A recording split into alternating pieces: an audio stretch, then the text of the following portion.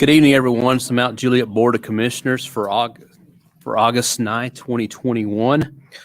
I will call this meeting to order, declare a quorum present with all 5 elected officials here as present. At this moment, I will move to set the agenda as published. And the next item on our agenda is the Invocation and Pledge of Allegiance. I'd like to recognize Reverend Dr. Mr. Darrell Crouch, who spent 9 years as pastor of Green Hill Church and is now taking over the reins for Everyone's Wilson. If you would, sir, be kind enough to lead us in our invocation and pledge. Yeah. Well, thanks for the invitation. I haven't been able to be before you since before a little storm came through here in last 2020. And just so grateful for you and so many of you who helped to provide leadership as our city recovered and is continuing to recover. So I'm grateful for you. Let me pray and then I'll lead in the pledge. How about that?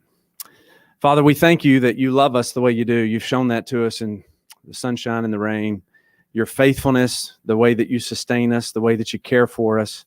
Lord, we thank you for people that you put into our lives that help us live a little bit better. And these folks that serve on this board and serve on this staff for our city, Lord, we're so thankful for them. They give hours and give really their lives and to invest in us so that we could just live life a little bit closer to what you intended. We thank you for the people in the room and others who aren't in the room who keep us safe at night, that we can go to sleep and in peace and know that when there is a problem, there's people that are ready to respond. We pray that you'd protect them and you'd encourage them, that you'd come beside them in every way, provide everything that they need to do what you've called them and positioned them to do.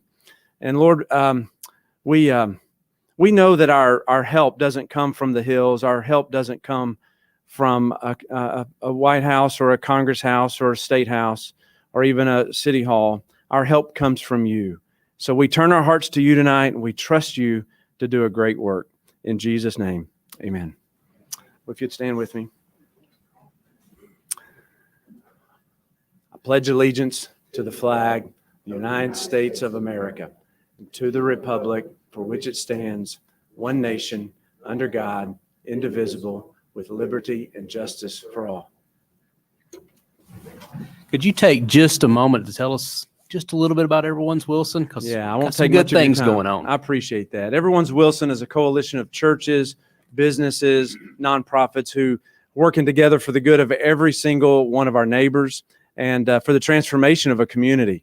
And so in 2018, we invited some of you came to the Mount Juliet Chamber of Commerce and helped us in 2 different meetings to identify pockets of vulnerability in our community. Hunger, addiction, safety, and education were the results of that work. And so churches got together, a lot of pastors and churches came together and said, we can do something about that.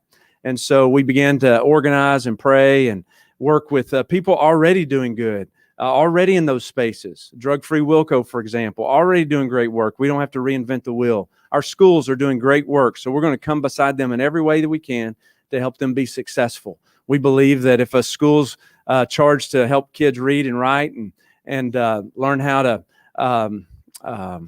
whatever else you do in school, read and write, I don't know. Math, arithmetic. I forgot that one. So then we're going to help them be successful in math and writing and reading. And we just believe that change and real change happens on the rails of relationships. So we're just trying to get as many humans with other humans as possible. And we believe that's where systemic change will take place. And so we love what so many people are doing to help folks in need. And we have a lot of folks in our own community, the second wealthiest county in Tennessee. There's still lots of need. And so we're grateful for people responding to meet the current need. It's our hope to create an environment where more people can prosper over time so that there's not as many current and pressing needs on us all the time. So we just appreciate your partnership. Kenny's been a great friend. All of y'all have been just super partners with us. And we got a lot of work to do ahead of us, but we're pretty excited about it. So thanks a lot. Appreciate your leadership. Thank you, sir. Next item is approval of minutes from the regular meeting of July 26, 2001. Is there a motion for approval? Hearing a motion in a second. Any changes or discussions? Hearing none, all in favor of the minutes as published signify by saying aye. All right. Any opposed? Abstentions? Passes unanimously. Next item is citizen comments. You will have 3 minutes to address the commission. It'll probably be the only chance that we get. We don't take, like the Planning Commission, we don't take citizen comments on each individual item. This is your chance to address the Board of Commissioners. We can't necessarily answer questions from the board, but if you've got comments for the commission, if you'll come forth, give us your name and address for the record, and you'll be recognized for 3 minutes.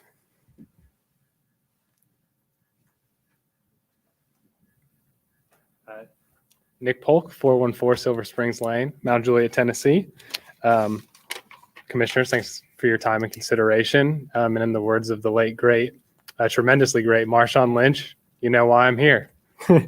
I want to thank you. Oh, yeah. So I'm here once again to push for the unanimous support of term limits for locally elected officials in Mount Juliet. Many of you thoughtfully addressed my comments at the last meeting, and I thank you and appreciate that.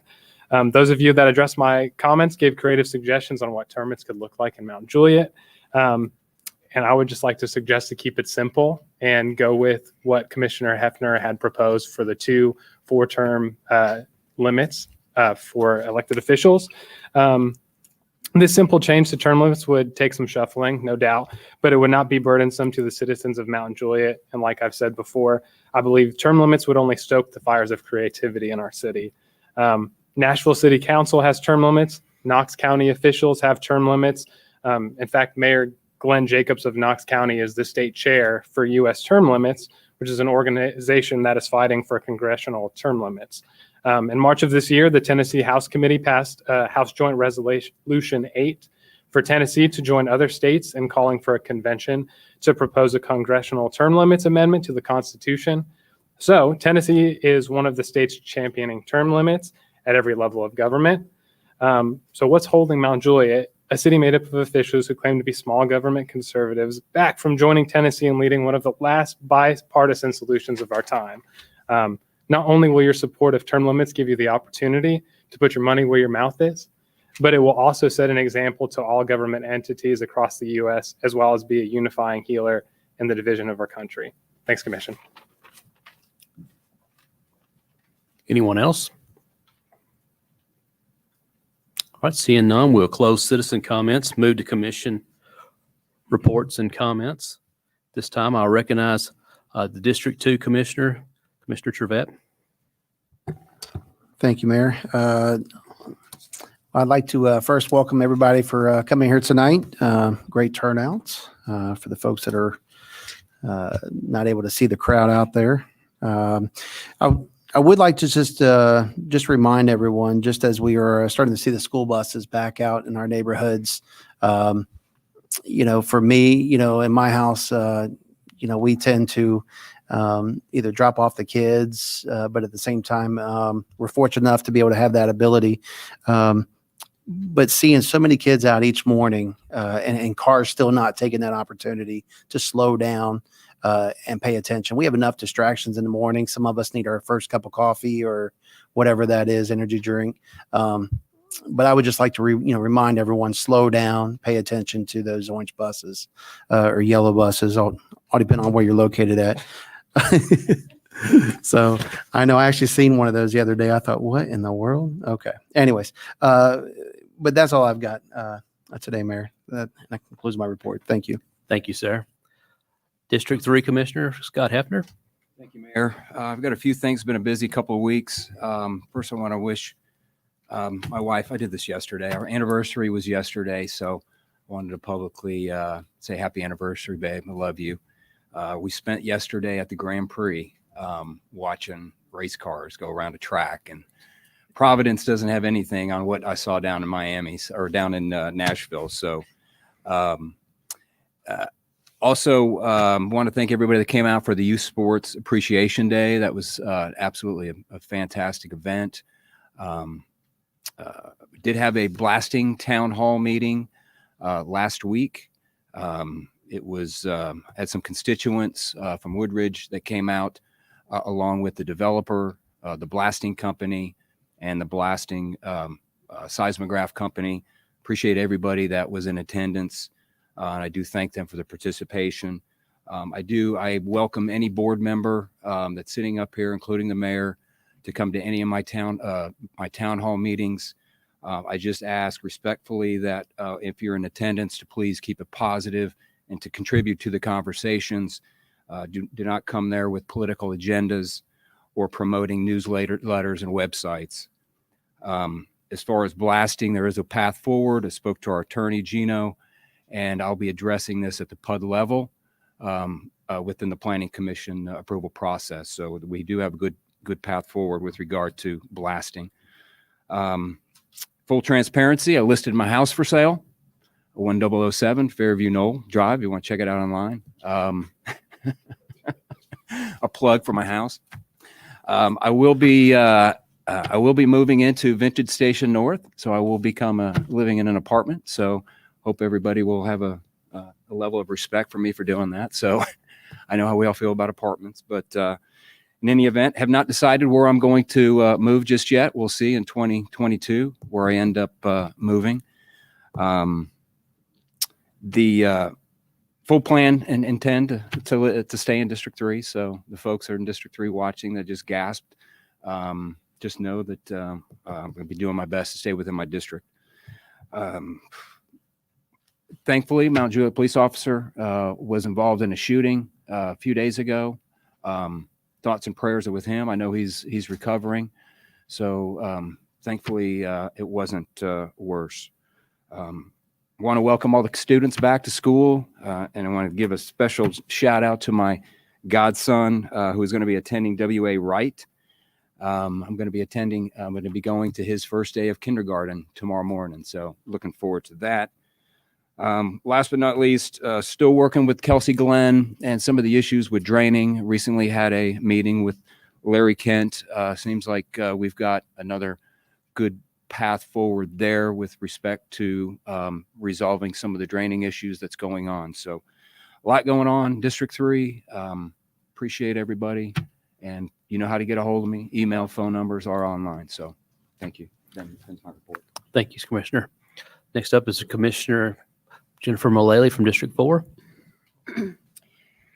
I sent my newsletter out the first of the week last week, jennifermullelly.com. I keep y'all educated and informed and engaged. Just sign up. All you got to do is enter your name and email. I send one out every single month and important notices and updates. There's a lot of new teachers and administration at Rutland Elementary in our district, and welcome all of them. Pray they have a great year. Went to the ribbon cutting last week at Valley Center. Most of the businesses are reopened, just a couple that aren't yet. Dollar General is remodeling. I know I can't wait till they reopen. So went to that. That was good to see them all back up and running. And that's all I have. Thank you, Commissioner. Next, I'll recognize District 1 Commissioner and Vice Mayor Ray Justice. Mayor, if I may, I want to go to the podium. I've got something I want to present to folks here. Certainly. All right.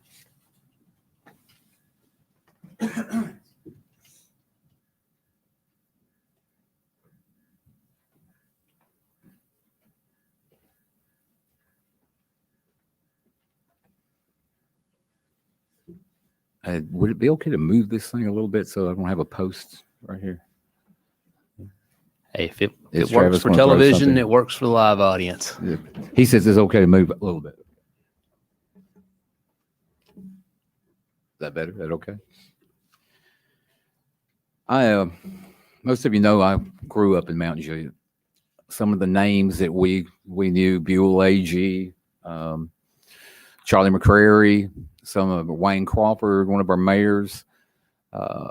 David Wayne was one of our mayors. So, these were names that actually people that I looked up to for a long time, and got me into politics. I cursed them daily for that, but really good people. What we have probably fallen short in doing is recognize these people and showing the appreciation that we have for these people, because Mount Juliet is one of the best cities in the state of Tennessee. And by no small part is it because of the people that came before us and started this city. the city that I love, been here all my life. So I was contacted, and then we had a conversation, myself and Ms. Dora Binkley, and Heather is here. The family is here. I'm going to read this proclamation. This is from the office of the mayor, and this is a proclamation honoring one of our former mayors, Ed Binkley. Whereas Ed Binkley was born and raised in Tennessee by a single parent who instilled in all of her children a great work ethic that would elevate them in their future endeavors. And whereas he joined the Navy in 1955 and saw the world, in the Navy he learned how to be an electrician and soon ran the entire electrical system on the carrier USS Independence, as well as trained the new shipmates. And whereas in 1972 he married Glenda Carver, a school teacher in Memphis. In 1976, they moved to Mount Juliet, where he started his own electronics company after working for several others, naming his business D&H Electronics after his two daughters, Dora and Heather. And whereas Ed has served on the city and county planning commissions, commissioner over the fire and police department, as a judicial magistrate, he was elected city commissioner in the mid-1980s and became mayor of the city of Mount Juliet in 1989. He became the first mayor of the city of Mount Juliet to serve 2 complete terms. They had term limits back then, so no, not really. Under his watch, he was successful in the widening of Mount Juliet Road, expansion of our city sewer system, added police and police cars, founded the Christmas parade that we all enjoy so much, and adopted the city flag. He worked hard with developers to bring new restaurants, apartments, subdivisions, and other commercial businesses into Mount Juliet. And whereas he has received the Mount Juliet Kiwanian of the Year Award, the Mount Juliet Chamber of Commerce Lifetime Achievement Award, the First City Pioneer Award, president of the Mount Juliet and Goodlettsville Chambers of Commerce, and a supporter of so many other nonprofit and civic organizations, the accomplishments go on and on. I'm reading this for the mayor. I, James Maness, mayor of Mount Juliet, Tennessee, along with my fellow commissioners, do hereby proclaim we're calling this Monday, August the 9th. His birthday, however, was yesterday.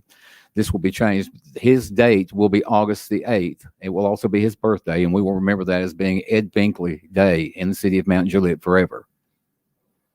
In the city of Mount Juliet, and we encourage all citizens to join us in Thanksgiving and celebration for Mr. Ed Binkley and Mr. Ed Binkley's life and his many successes in life and for our city. This is signed by the mayor and every commissioner up here, and I will be presenting this to Dora.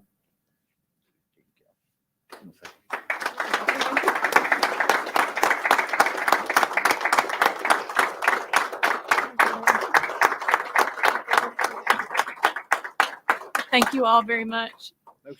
Come on over here. Sorry, we're emotional. Thank you for honoring him. It means a lot. He's going to be proud. He had no idea. This is a surprise for him. His health is not good. But he did a lot for the city over the years. And it just means a lot that y'all would do this for him. We appreciate it. Thank you. Thanks.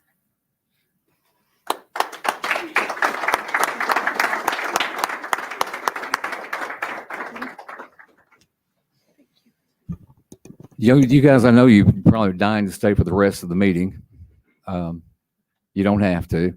But before anybody goes anywhere, somebody else that has a lot of fond memories of Ed Binkley would like to speak. If we could have Chief James Hambrick come up. Chief. Thanks, Vice Mayor, Mayor, and Board of Commissioners, and to this family. As Ray said, he's a vice mayor. I don't like to say that. Hey, he's been here all his life. I haven't. And with Ed Binkley, who I affectionately call Big E, that's Big E, and haven't always been here. Ed and I, we joke a lot and tell people how we met. We met long before I came to Mount Juliet at a place where the sign says hot. And that was the Krispy Kreme on Thompson Lane. That's where we met. I'm here today by the grace of God and by the backing of Mr. Ed Binkley. And when I came here to Mount Juliet and got on with the police department, during that time, we had someone leave, and they were going to put someone else as an officer. And Ed specifically told Chief, no, we're putting James in. And hey, I'll never forget that. I'll always be indebted to that. This family, Ed and Miss Glenda, and this entire family, little boss, big boss, hey, we love you all. And from the bottom of our hearts. And it's for not just me personally, but for our police department and for this city. We say God bless you and we love you. Thank you.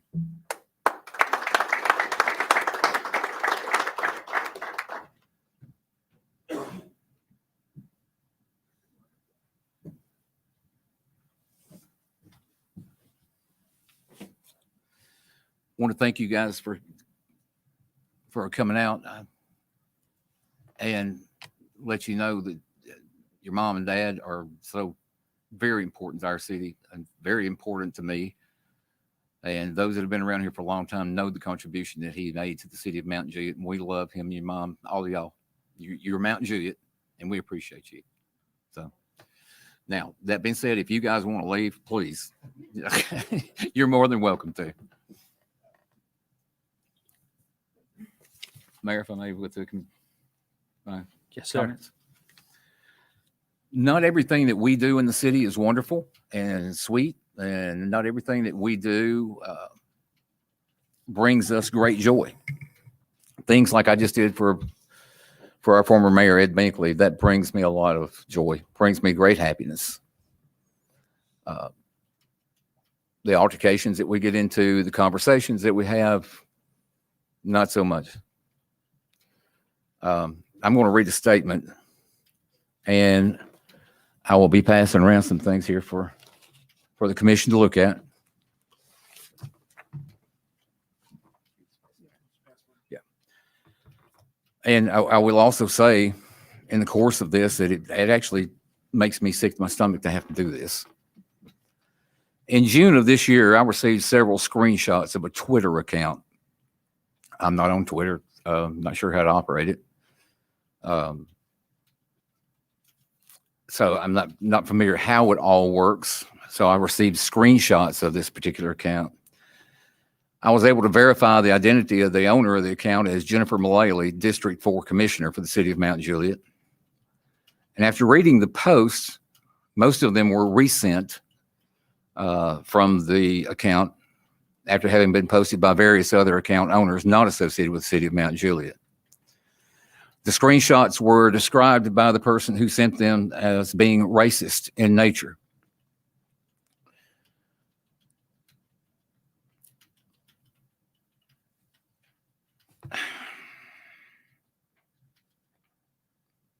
And they were directed at two different groups, one based on race, the other based on a particular religion. Further, after using my commissioner comments time during the meeting following the verification of the screenshots, I vehemently denounced racism of any kind. I still do. During the time that these posts occurred, Commissioner Mullelly had been appointed to the City Commission by myself, former Mayor Haggerty, and current Mayor James Maness.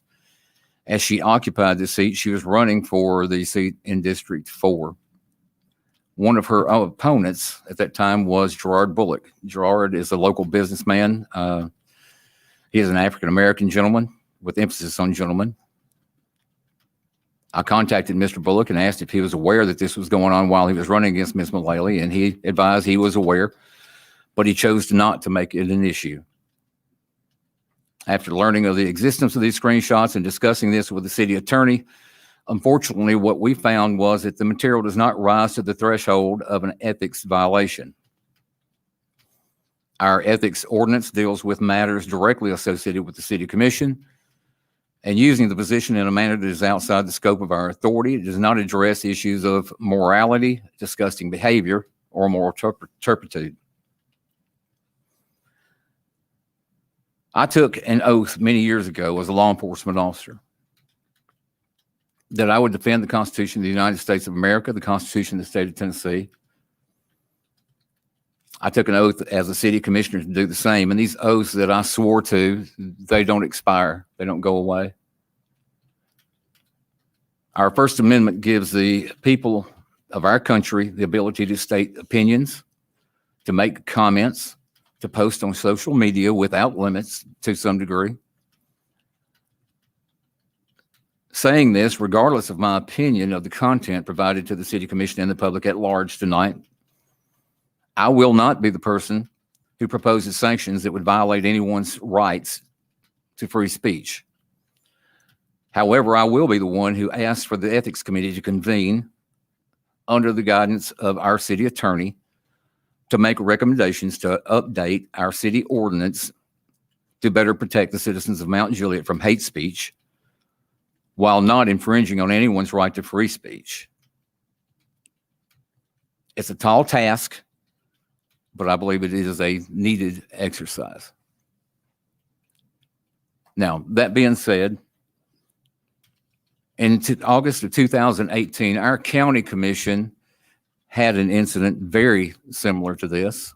And the way that our county commission reacted and dealt with the issue, I believe, was probably as responsibly as it could have been.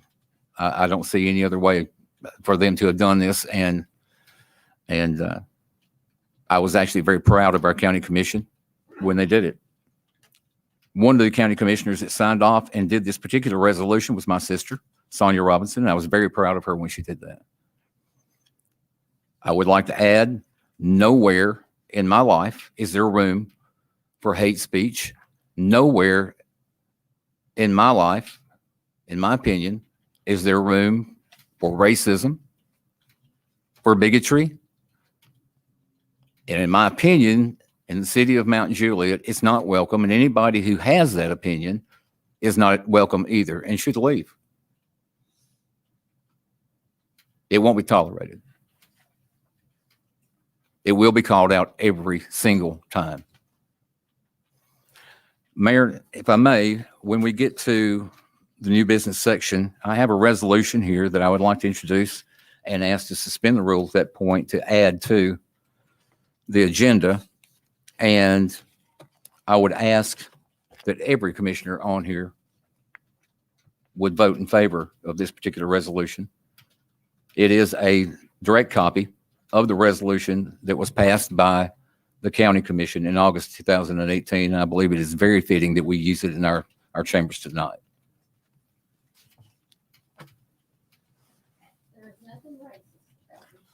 Is that the, I'm fine, thank you. all right. Thank you, Vice Mayor, for your comments. I'll just recognize our city manager for his comments. Thank you, Mayor, Vice Mayor, Board of Commissioners, and thanks for everybody that's in attendance. I hate the Binkley family got out alerted. I was wanting to thank them as well. Mayor Binkley was the mayor when I was hired nearly 32 years ago, and great man. We either called him Mayor Binkley or Mayor Ed. And I want to thank him for his years of service and also the memorable times that we had traveling around in his 56 Bel Air, which he will remember fondly. I love those trips and going to car shows and things of that nature with him. He's also instrumental in the patch design that we have to this day. I designed the old original patch and went to the mayor, which I had to seek approval for at that time, if we could go to a different patch, and he approved that. So instrumental in a lot of things. So thank him and his family for his many years of service. And I'd like to transition from that also to thank all of our employees that are having to work out in these high temps. And we've been trying to take good care of them, but there's sometimes you just can't avoid certain things, and they're having to be out there. It includes our police, our fire, public works, parks, and our city beautiful department that's out there every day working hard to keep things out and about looking good. So thank you to all of our employees, but in particular this time of year, the ones that are out there working. I'd also ask, as I want to remind everybody, for those that are shut-ins, if you are neighbors of a shut-in, if know someone that maybe doesn't have good air or maybe it's not performing well or whatever, if you could continue to check in on them, call in on them periodically and help them in some shape, form, or fashion, we'd sure appreciate that, because there's folks out here, even in a blessed community like Mount Juliet, that may be struggling along and not have the help that they need. So with the start of school, I'd like to thank Commissioner Trivett for pointing out the need for safety. We have that every year. And also I'd like to thank the parents and the citizens and the educators for their patience. Start of the school year is always difficult simply because, this year it's even more difficult with the pandemic and also the two damaged schools from the tornado from 2020. is that you've got them in portables and you've got them also working out of a portion of West Wilson Middle School. So the traffic patterns are not as efficient as they would normally be. So thank everybody for their patience. We had a few calls, but not near as many as we thought we'd have. And we've had the folks in our engineering department work on some of the traffic signals to try to give a little bit more time to some of the secondary streets, especially those being impacted by schools. So I just want to thank everybody for everything that you do, and encourage everybody just to be safe and have a blessed day. And Mayor, that concludes my report. Thank you, sir. Next item on our agenda is our unfinished business. This is Ordinance 9-1, an ordinance to rezone from Commercial Retail Center, CRC, to Commercial Retail Center Planned Unit Development and adopt the preliminary master development plan for Golden Bear Commercial being located at 10,000 Lebanon Road, map 54, parcel 97 in the city of Mount Juliet, Wilson, Tennessee, Wilson County, Tennessee. Is there a motion? Have a motion and a second. The item is on the table. Any discussion on this item?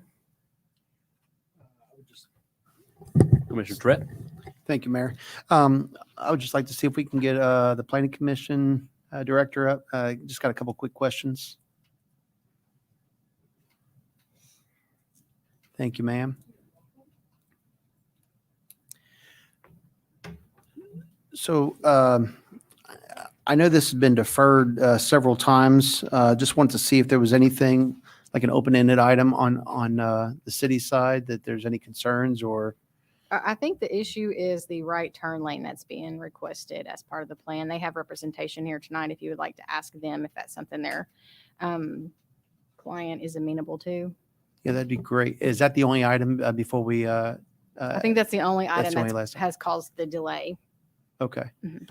Do we have a member of the project? Thank you, sir.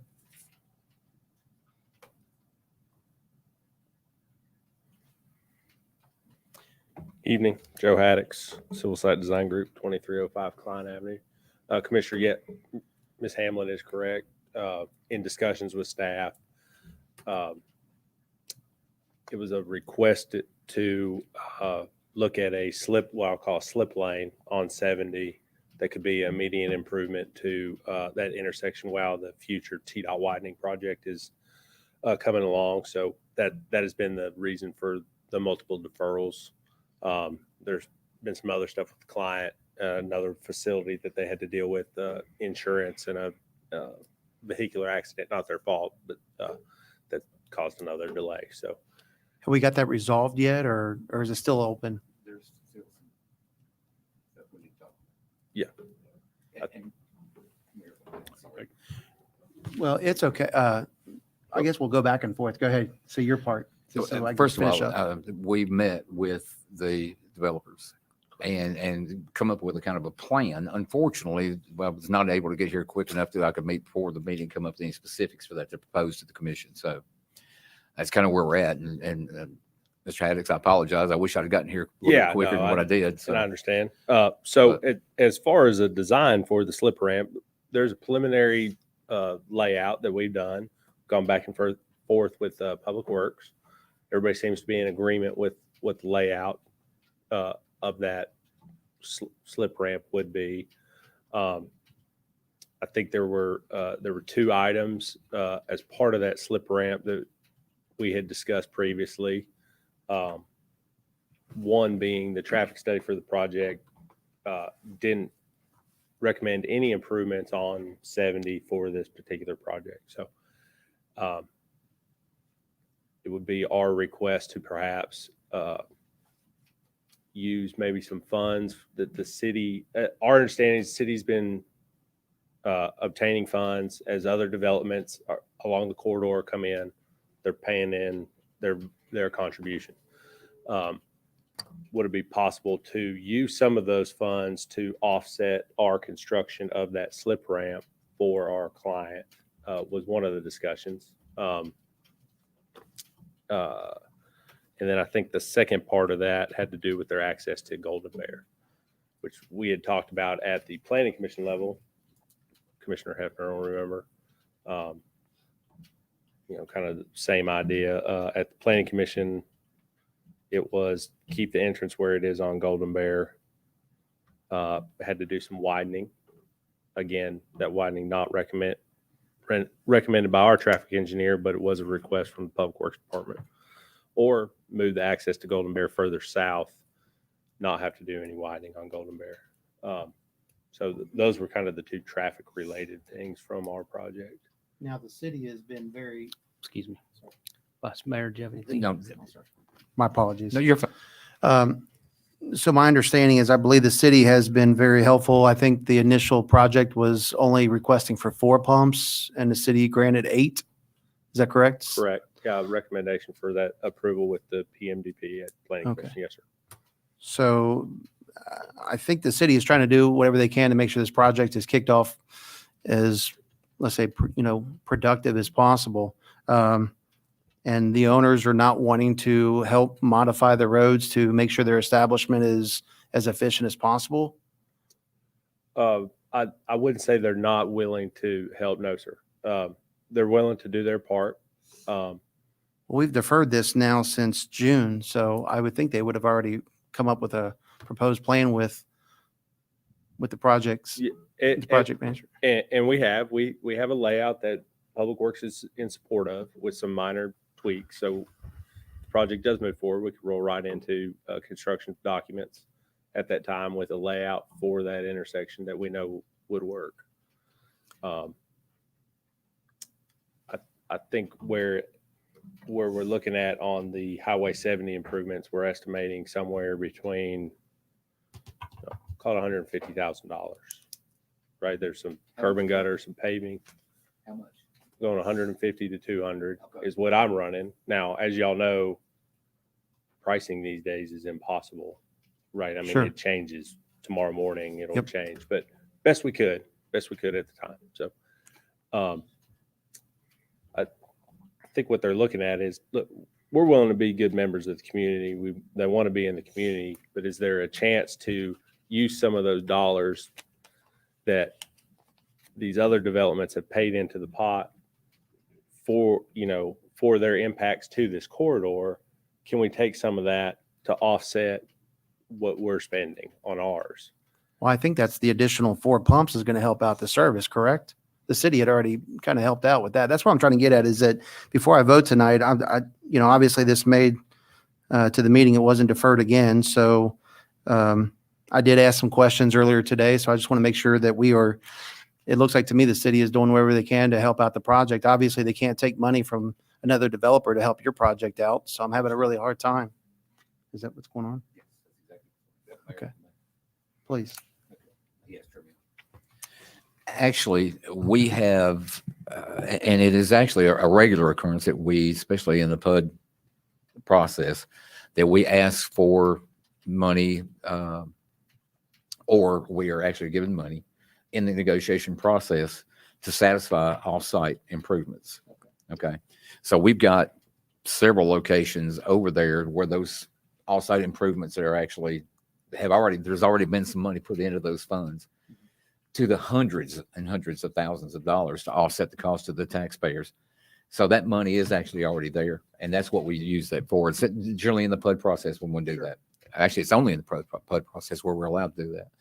So in the conversation that me and Mr. Haddix had and the developers, yeah, they get 8 pumps out of this, but that money could go for that slip ramp and would be an immediate, it would be absolutely immediate that it would allow that traffic to come off of Lebanon Road without having to come to a stop and making an abrupt right-hand turn. The slip ramp would actually take it off of Lebanon Road onto Golden Bear. And that is an improvement. I talked to Mr. Barlow, our Public Works Director, and he was 100% in favor of doing that. Now, we had talked about also, because of the fact that money had been put into place for us to be able to use, that there would be a percentage of that we might be able to use to offset the cost to them if they were going to work with us to get that done. I mean, I was to the point of saying, okay, if y'all do it tomorrow, we'll pay for the whole thing. But we know that can't happen. So just as fast as possible. And I was looking at maybe 50% of that, which would be from the city of Mount Juliet, $75,000.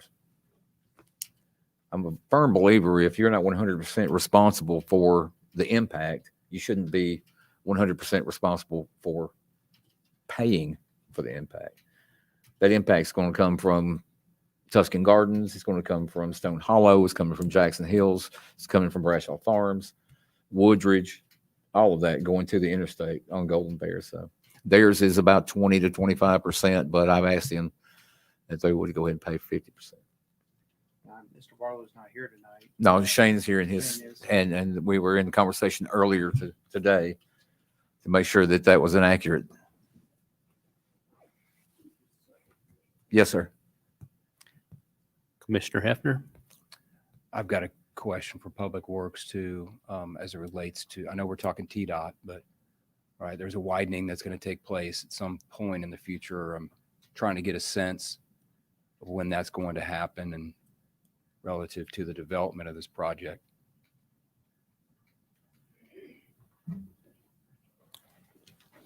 Sorry about that, commissioners. Commissioner Hefner, to answer your question, we've been pretty proactive about commencing the road widening project on Lebanon Road. We've already had a public hearing with TDOT and the consultants. So right now we're in the right-of-way acquisition phase. How long that takes, it's a variable, but considering we're at that point, once it's acquired, then we go to bid. So it's hard to put a timetable on that. Andy has not given, I've not been working on that project directly, but we can get that information to you. But right now they are in right-of-way acquisition. So I hate to put you on the spot. I won't hold you to it. Are we talking less than 2 years? I'd say More than 3? optimistically 2 years. Okay, because the alternatives, right, is they could wait until after the widening, right, which would include a turning lane, correct? That could be an alternative option, yes, sir. Yeah, so they can wait till after to develop the project. The turning lane will be put in by TDOT. I can't argue with what you're saying, sir. No. Okay.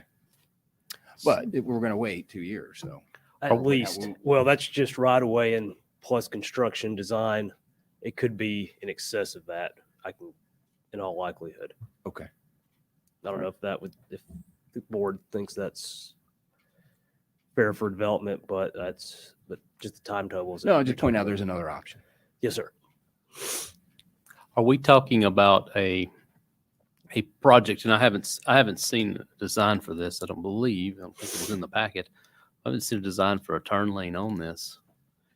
Are we talking about something that's going to be that if it's built, the road's widened, it's going to have to be possibly torn out and redone, or is this in complementary to what TDOT's doing, or is this going to be replaced by what TDOT has planned to do?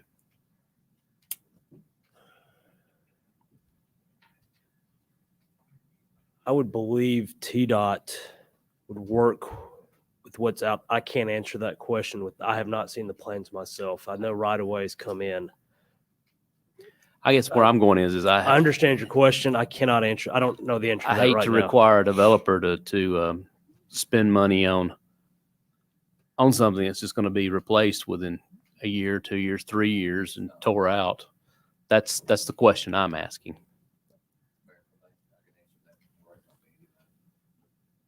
Vice Mayor. The slip ramp is not something that the TDOT is doing. What they are proposing is to go straight to and then make a abrupt right-hand turn, which means that we've got the same circumstance that we've got right now at that location. The slip ramp would be added locally and would not be replaced later by TDOT. It has to be signed off by TDOT before there's an approval. But what they're actually talking about now is that the slip ramp would come across on their property, it'd be prior to the culvert that's being put in. And it provides that slip ramp. That's what we talked about on the first reading because it wasn't there. And so when I talked to Andy and asked him about that, they're just talking about basically now you go up to take a right.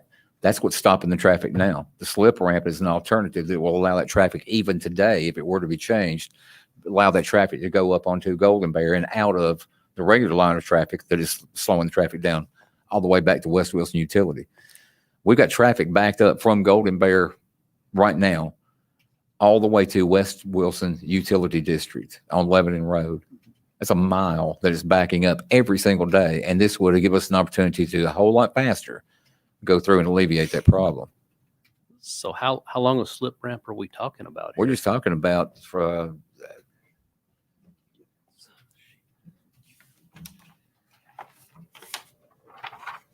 Check this.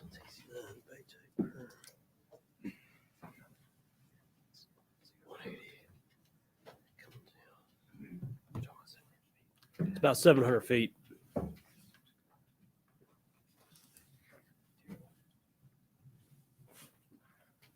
It's, In you said concept- 700 Yeah, I feet. think concept 700 feet. We'd go back and geometrically design it properly. Get it. Now, does that include also the deceleration lane that I've asked for? Yes, sir. So that's part of it. That's a total of 700 feet from beginning of that to the end up on Golden Bear. Approximately, yes, sir.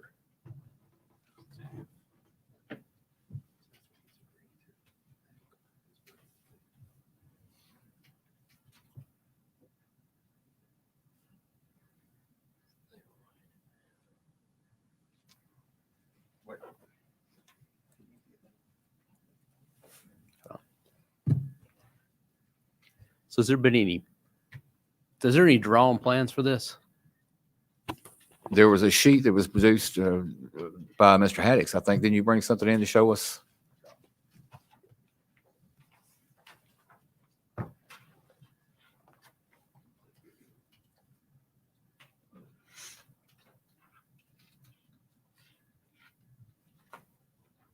And the comments on, sorry, I only brought one copy, but the comments shown on that sheet are from Matt White at Public Works.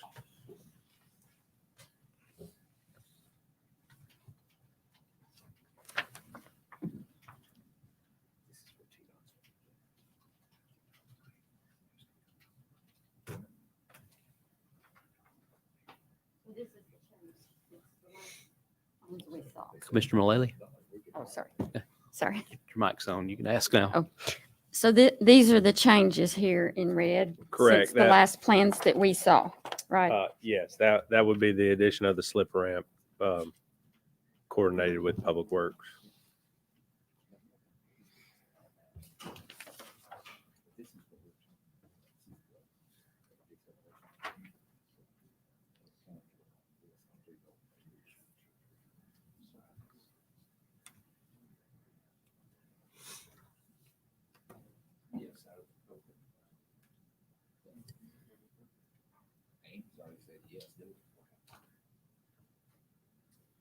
Do we have any estimates on the traffic flow this is gonna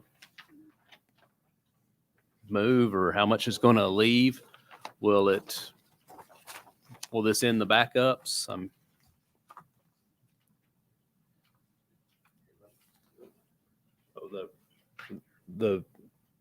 I don't think there's any hard data on the efficiency of the intersection, what it would, how it would improve it at this time. However, to Commissioner Justice's comment about the current right turn condition, it's a very, very small radius to make the turn on the Golden Bear. Very sharp guardrail, box culvert would have to be extended. So this allows that free flow condition. So at 600 feet, call it 650, you could store 32 cars just in that turn lane for the traffic coming to Golden Bear in that length. So the theory is get them off to the right-hand side, store them in there, let them merge onto Golden Bear.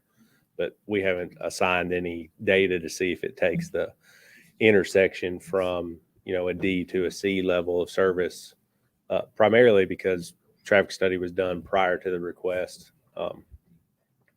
And So there's not been a traffic study on this change. not on that particular change, no, sir. And what did the traffic study show for improvements? Nothing. Zero offsite improvements. Either to Golden Bear or to Lebanon Road. Okay. Does Public Works agree with that? Yes. So all right. I've seen the plan that's being passed around here. What's exactly the ask here that? What I would ask is that we would approve and I guess we would probably have to do this in a budget amendment if Andy doesn't have that in his budget already to do it. I'd say $75,000. That's half. And we would do 75,000.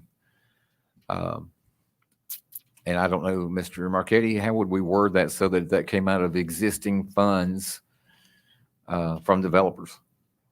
That's money that we've had going into our general fund over time from these developers. And that's so.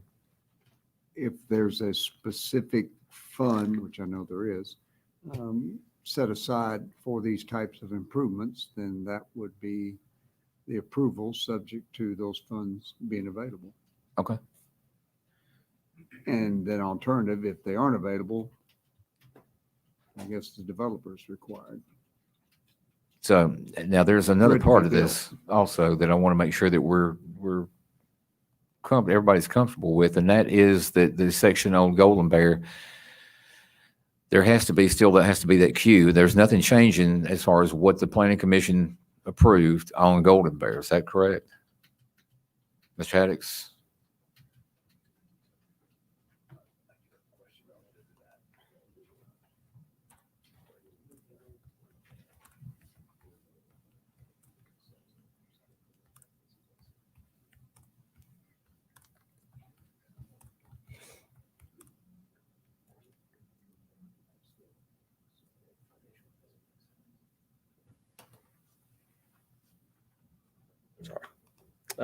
Correct. Yeah. I think the condition before you from Planning Commission was access remains where shown on Golden Bear.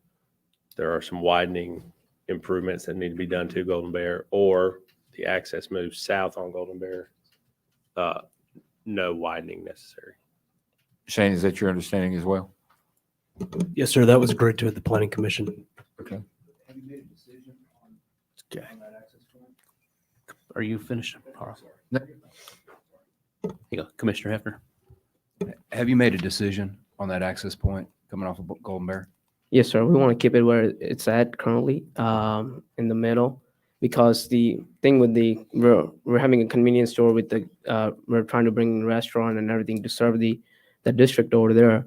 And in able to do that, the further the access point we move back, it creates a hardship for the business itself to survive and thrive. So we like to keep that as it is. The issue that we are facing right now is when we were asking this cost estimate to come up, it's just simply way higher that our financially it doesn't make a lot of sense because we're a small developer. We don't have big pockets like Amazon and everybody else that can afford this big kind of a development fees. And when we so my ask is that if our traffic study that we did, and it's not something that's my opinion or Joe Haddix's opinion from CSDG or anybody. It was a third party that we hired and we spent money on that, and they said there is no offsite improvements that needs to be done, and we paid for that and all that. And if you're my ask is that if you're going against that, then was the traffic study really necessary to begin with? So my request is to no offsite improvement on the overall project, if we can.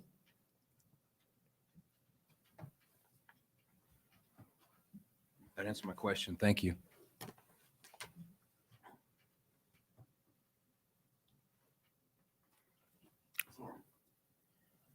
I think.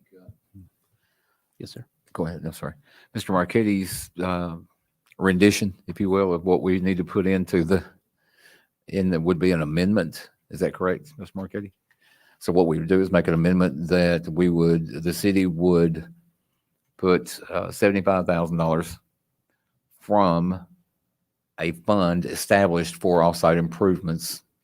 And Sheila, y'all tell me, you said that you know that fund exists, but how would we direct that?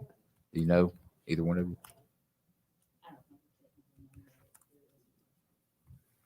We could just say the appropriate fund. The appropriate fund. In the Okay. Public Works All right. Department. The mayor's looking at me outside of his eyes. So Yeah, is that a motion? yes, the motion to amend.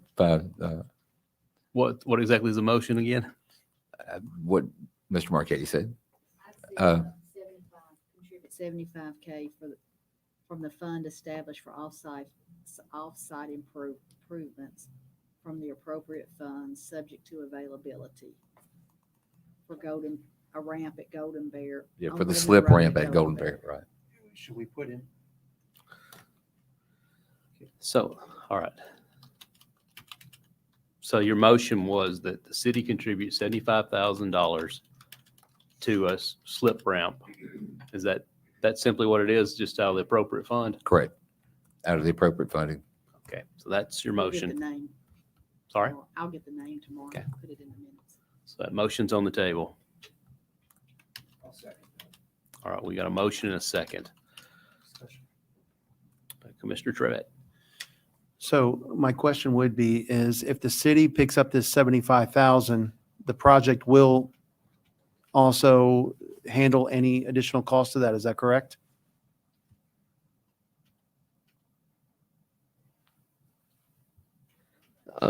So for our project to move forward and to survive, we got to make sure we can do either or. We cannot do the widening on the Golden Bear and the slip ramp and contribute to that because that'll be a couple $100,000 that we cannot afford to go forward and do that. So it's got to be one or the either that we can do and financially still be able to looking at investment point of view, we still be able to make some money on that. Vice Mayor. I have just made a motion for $75,000 from the city of Mount Juliet from the appropriate fund to go to help you do your project to get that slip ramp. Mr. Barlow said very, very plainly that the widening of Golden Bear would take place at the needed locations as it was approved, if I'm not mistaken, by the Planning Commission. That is not going to change. If you want your project approved, you will commit to doing both of those. If you don't want it approved, let me know now and I vote against this. Can I defer this for another meeting so I can get my thoughts together and make sure that we have appropriate funds, and I have to get answers from my developer, my partners, and my investors to answer that, because going in and right now I do not have an answer on that. You would need somebody from the board to sponsor, to make that motion to do the deferral. Before I entertain the thought of a deferral, just a question on the amendments on the table. So the city's contributing 75,000, and the request is that we're asking the developer to spend an additional 75,000, or there's no limit on what we're asking him to contribute? Well, what our limit is at this point is what their engineer has said is an amount, and he said between $150,000 and $200,000. So, I'm looking at the $150,000 figure and assuming that's 50% of that, and I think that's very generous from the city of Mount Juliet to help a private development, but they are helping us in the process. So, I mean, if it winds up being 200,000, then they're going to be putting in, more than 75,000. Yeah. And we But do that's not ours. Where I'm not going to sit up here and negotiate a percentage for them. I'm just saying, this is what I think, we would be comfortable, and what it would help, honestly, would help my district immensely getting that slip ramp put in. Yeah, I just have a trouble supporting an open-ended price tag on it. I mean, for them, for budgetary purposes, I can understand, like, if you had a solid number, you could go back and say, will this work or that work? But then you have to go back and ask the question, well, maybe, and that's, to me, it's a harder question to ask. And I understand where you're coming from too. And the numbers that my engineer had given us for the offsite improvement is for the Golden Bear, it will cost us $232,000 to widen that and $150,000 to do the slip ramp. So if you put that all together, and this is not counting the fees that it goes along, without the electrical fees on that, it's an additional $100,000. So if you keep stacking those numbers up, the project doesn't make sense for us. And this is before even we put a shovel in the ground. So my request is that we do appreciate the help from the city and Commissioner Justice. I really do, that offering 75,000 is a really generous offer, but we just simply do not have a capacity to spend all that kind of money and be be profitable in our venture.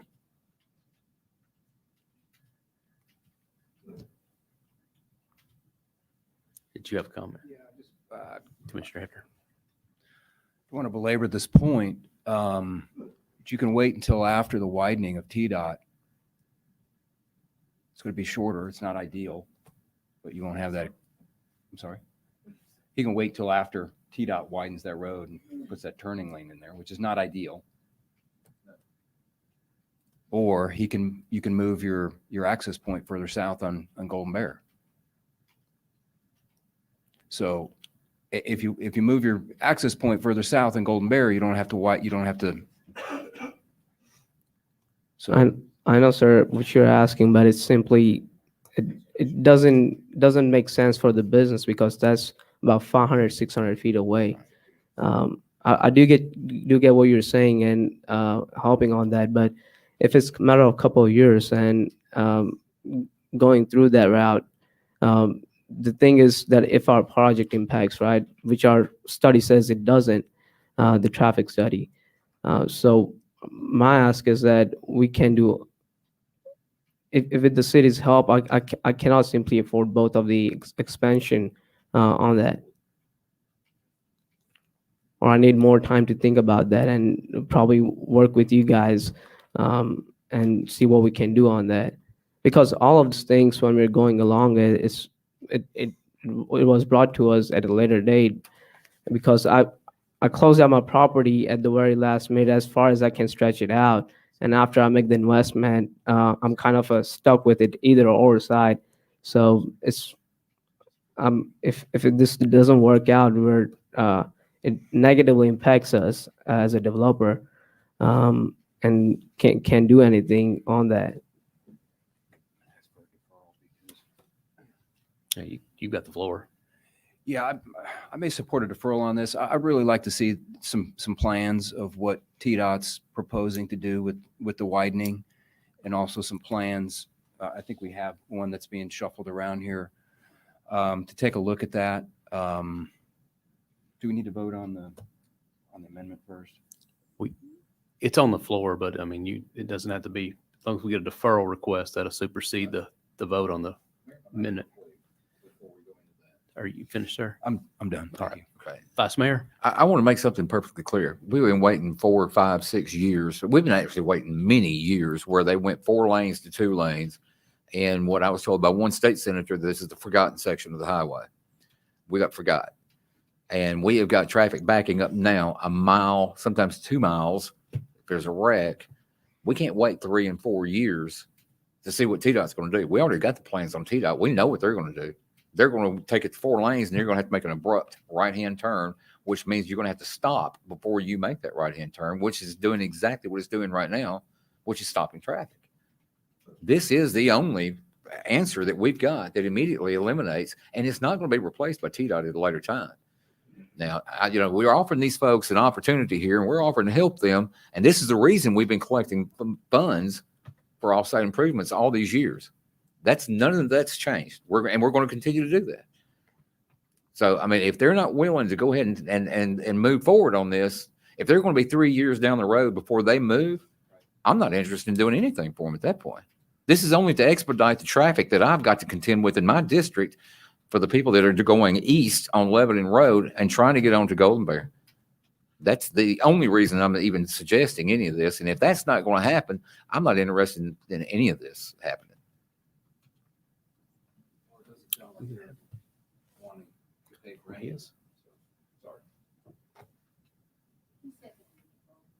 I don't know that anybody made a motion to deferral. You did not make a motion? No, he talked about it, but he hadn't done it yet. Commissioner Trevette? So Mayor, with all of this, and I do appreciate the project doing their due diligence. However, I feel that right now that we do need to defer this. So I'm going to make a motion to defer this only for one meeting. And this will be for this gentleman to be able to go back to his, his team and validate that what the city is offering. That's it. There is nothing else, and that's, to me, that's my support. So I'd like to make a motion, and let's see if there's any second. Got a motion and a second on deferral. Our city manager wishes to be recognized. Yes, thank you, Mayor. And I'd ask if it's possible if Civil Site Design could provide any renderings, and also if Shane could provide anything we've got with the state to the Board of Commissioners and way ahead of the meeting, so you've all got an opportunity to review those plans before we get to the commission table. Well, yeah, thank you. Well, I'm in support of deferral on this. I can't vote in favor of this tonight, being open-ended, not opposed to it by any means, but just being an open-ended number. I definitely want to see progress there, but I got to know I'm voting for something that's actually going to happen instead of just voting for something. So that's my fear. We won't get anything other than waiting for TDOT. I would also like to thank. Yes, sir. If I may. Shane, thank you for coming in and sitting in tonight. I know that they've kind of caught you off guard with some of this. It's not your project necessarily, but I appreciate you just helping out. Thank you. We ready to vote on deferral? All in favor of deferral for one meeting signify by saying aye. Aye. Any opposed? Passes unanimously. We'll see you on the next agenda. Thank you, sir. I appreciate it. Item 9.1 being deferred one meeting. We'll move to 9.2, an ordinance to amend the final master development plan for Silver Springs Plan Unit Development to include 4 additional single-family building lots in Phase 7 being located on Karen Drive, map 54, parcel 42.01 in the city of Mount Juliet, Wilson County, Tennessee. I'll make a motion. Is there a second? Got a second. It is on the floor. Is there any discussion on this item? Vice Mayor? I think this is a perfect opportunity for Mr. Hefner to weigh in on this PUD and the blasting. He's become our blasted expert recently, so. Yeah. Can I have the floor? Yes, sir. Given the recent blasting concerns, and they are legitimate concerns, and the comments that were made earlier during citizen comments, I'm going to request that any blasting that's done relative to this development, if it's within 500 feet of a residential house, that no blasting is done. So I'm going to restrict any blasting if it's within 500 feet from a home, as a condition for the approval. Thank you. That is a motion to amend. All right. All right, we have a motion to amend and a second. The motion was no blasting within 500 feet of a Residential zone home. home. We need to define that any clearer, front door, back door. I say blasting to the entry door. Same thing we did the noise ordinance. Blasting to the entrance door. All right, that's acceptable? That is. All right. All right, we have the amendment on the table. Commissioner, did you have anything else to add? No. All right, Commissioner Mullelly. How is that tied into state law?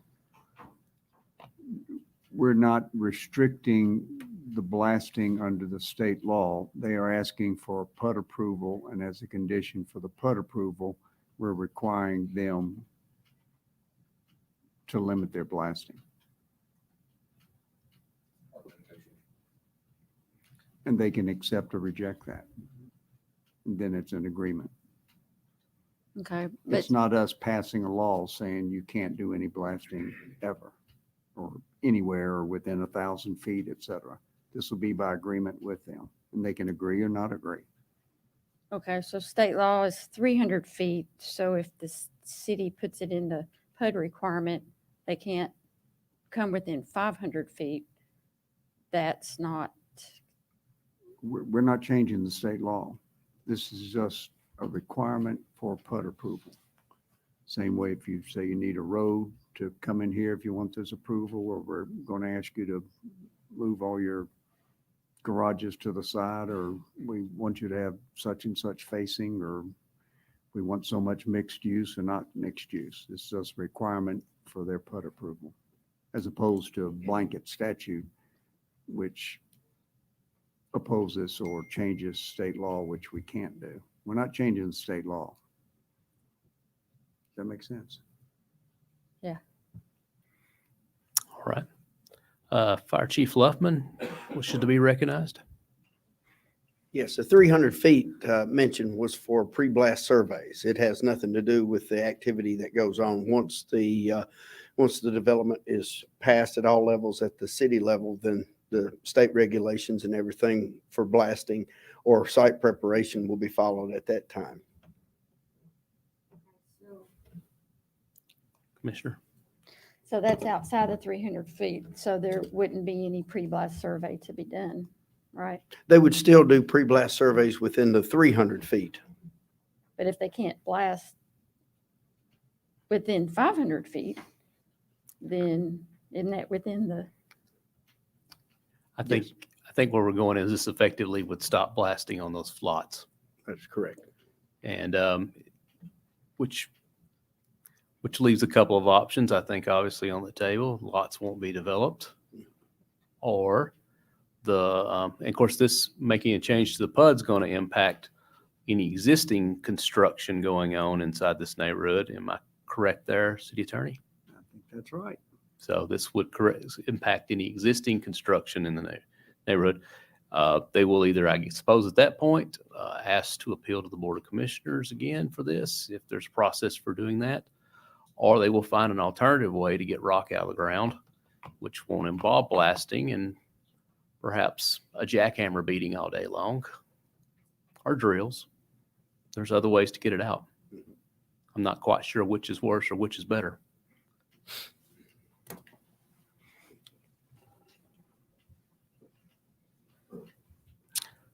All right, any other discussion on this amendment? Guess we're ready to vote. Before we vote, I'm really not sure whether it's the right thing or the wrong thing to do in this situation. So,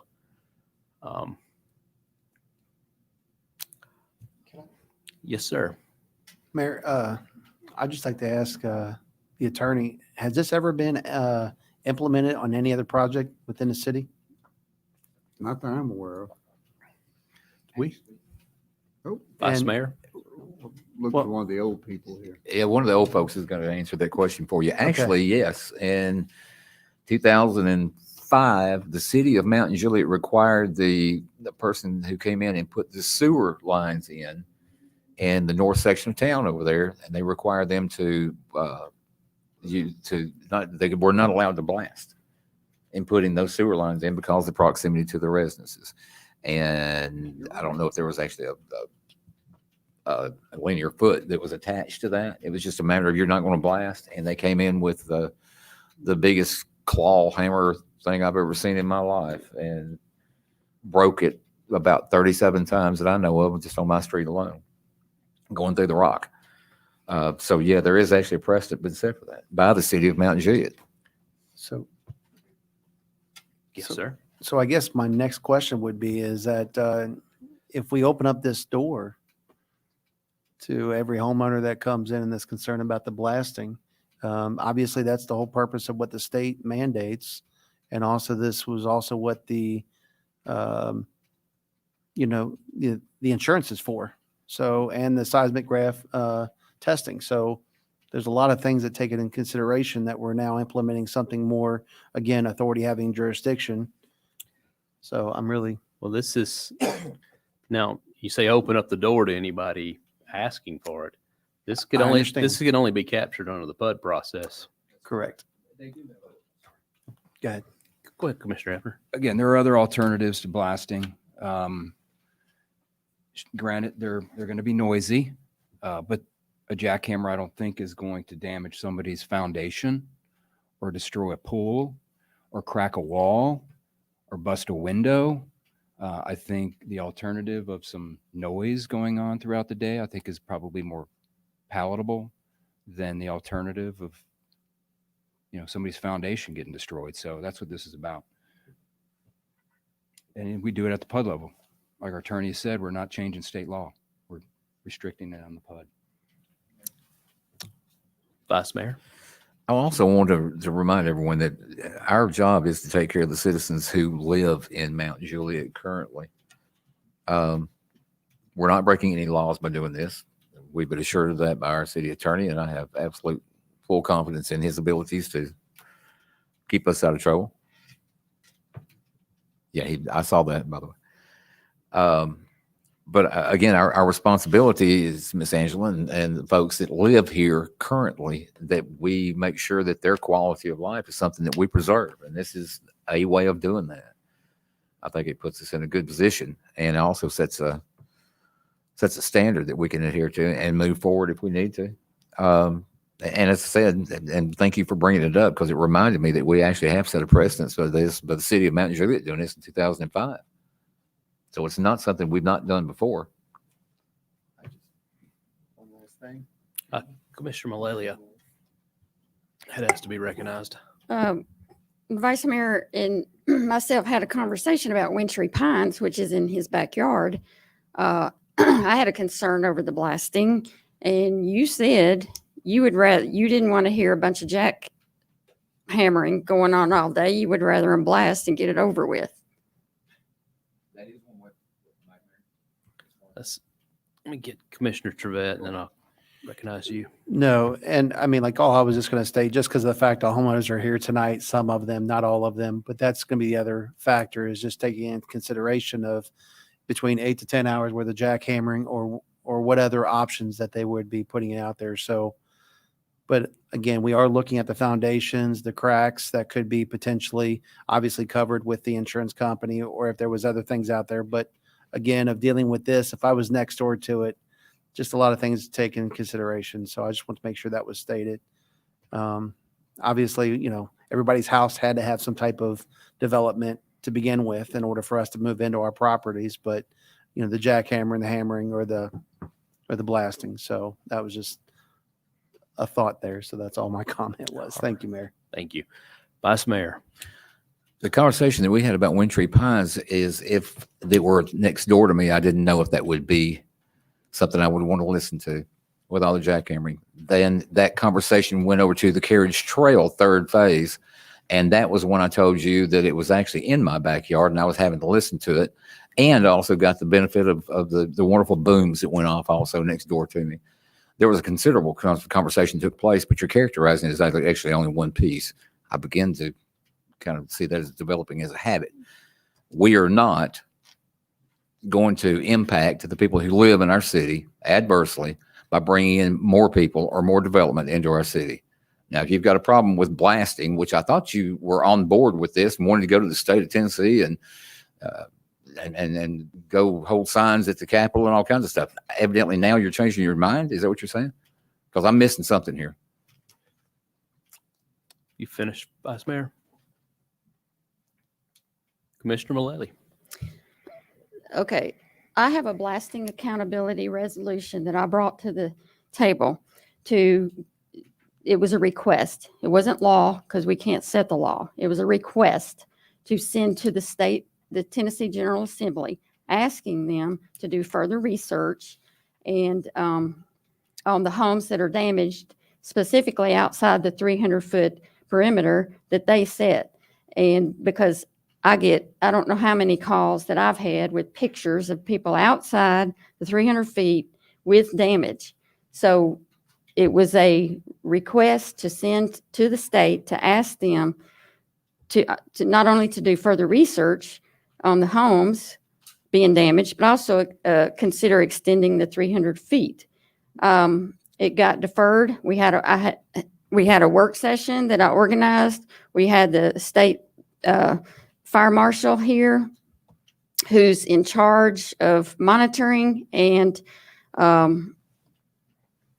consequences if they don't do what's required.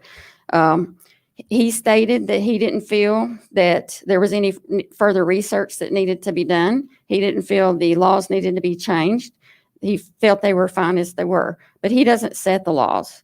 He's not in the homes being damaged. Also had Representative Susan Lynn here, who also brought Senator Mark Pody's bill that he has on the floor now that's actually being rewritten, or I could give you the number.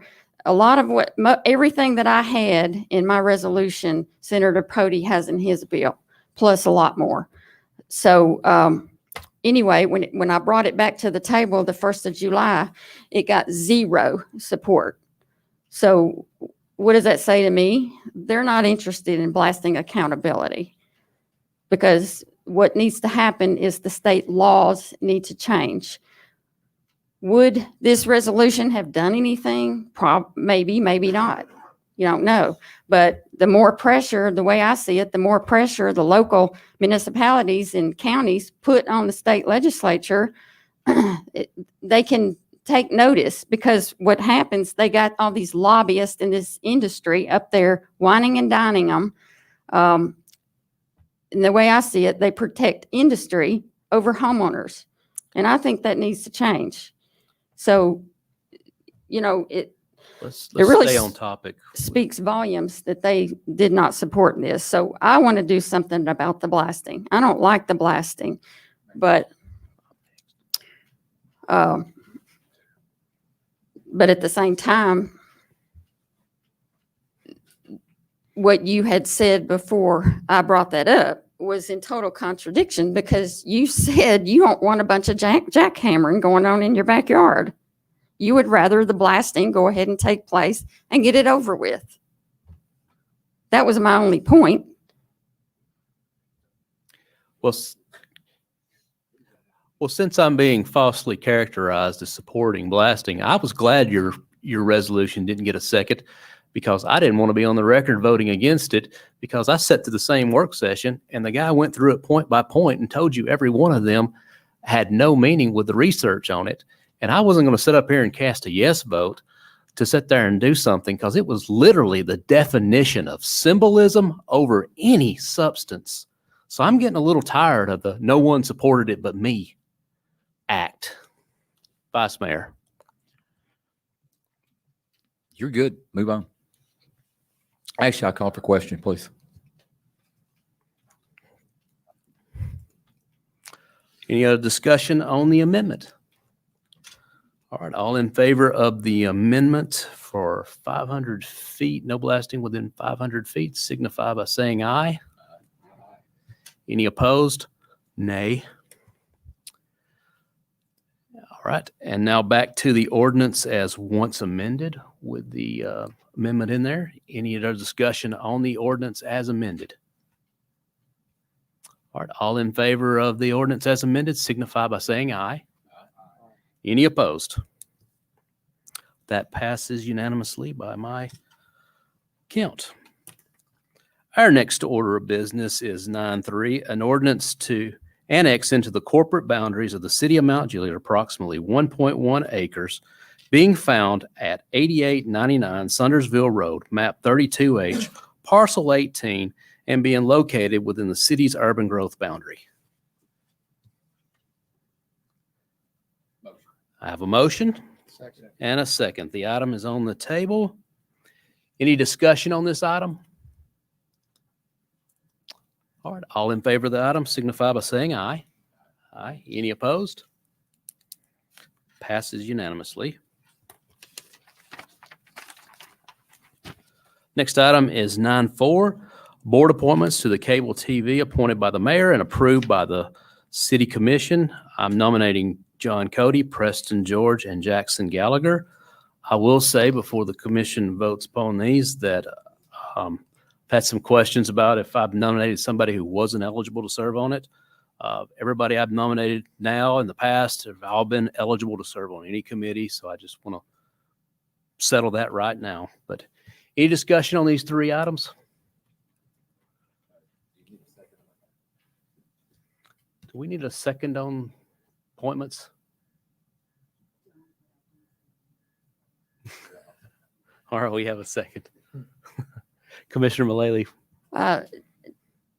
Jeremy Hayes was on here initially. Is he qualified? Is he eligible? He is eligible. Just curious why he was replaced. You know, sometimes people have things come up in their life and they're not able to serve. Sometimes people are just busy. I mean, none of these positions pay anything. These are all volunteer positions. And I might have other plans for the individual. So Okay. there's a lot of reasons why people get on and off these, but Like I said, I'll say it again, everybody I've nominated now and in the past is 100% eligible to serve on any committee that the city has. So any other discussion or questions? All in favor of these three appointments signify by saying aye. Aye. Any opposed? All right, that passes unanimously. Our next item is an ordinance of the city of Mount Juliet to amend the Mount Juliet City Section 14.8, open burning exceptions O, open burning during development of property.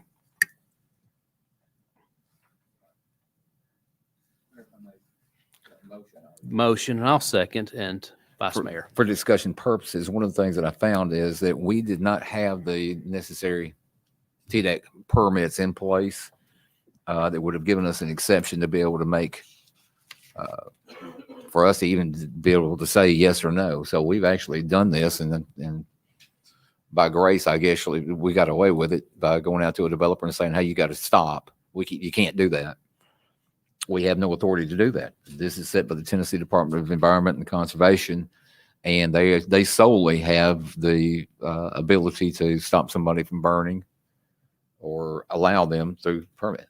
As far as development goes now, the residential, our chief, if I'm not mistaken, does have an opportunity if he needs to put in a burn ban based on environmental factors, but not for a large development. So that's something that is not within our purview.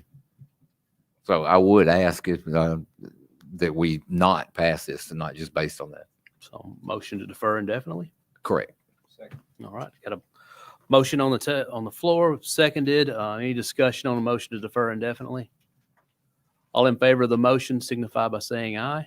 Aye. Aye. Any opposed? That's unanimously. It says deferred indefinitely. Our last item under old business is a resolution adopting a plan of services for the property located at 8899 Saundersville Road, map 32H, parcel 18 in Wilson County, Tennessee, located within the city's urban growth boundary. Motion. All right, it's got a motion and second. Any discussion on the item? All in favor of the item signify by saying aye. Aye. Any opposed? Passes unanimously. At this point, we'll move on to new business. Vice Mayor, yes, you're recognized. Yes, sir. I would like at this point to suspend the rule and put something in addition into the new business section of our agenda. So you made a motion to suspend the rules. Is there a second on this? We have a motion and a second on the floor for suspension of the rules at the request to add an agenda item. Did I capture that correctly? Yes, sir. All right. We have a resolution. Resolution. Yes, sir. All right. All in favor of suspension of the rules signify by saying aye. Aye. Aye. Any opposed? We have a 2/3 majority vote on the rule suspension, so we will suspend the rules for a moment. Vice Mayor, what are we getting? Mayor, as I had mentioned earlier during my comments, I was asked for a resolution to be placed on the agenda. This resolution does not sanction anyone. This resolution does not call out anyone individually. This resolution, if it's okay for me to read it, Matt? Please. Okay. It says, whereas the City of Mount Juliet Board of Commissioners desires to express opposition to racially motivated and divisive comments. And in the City of Mount Juliet, whereas in the City of Mount Juliet, there have been in social media and regular media have contained comments that appear to be racially motivated, divisive, and reprehensible. And whereas these comments serve no purpose and have no place in society today, including elections that are held for the winning candidate to represent all of their people, not just people of one color, race, religion, or sex. And whereas we believe the voters of Mount Juliet, Tennessee would not support any candidate espousing such racially charged, divisive, and reprehensible comments.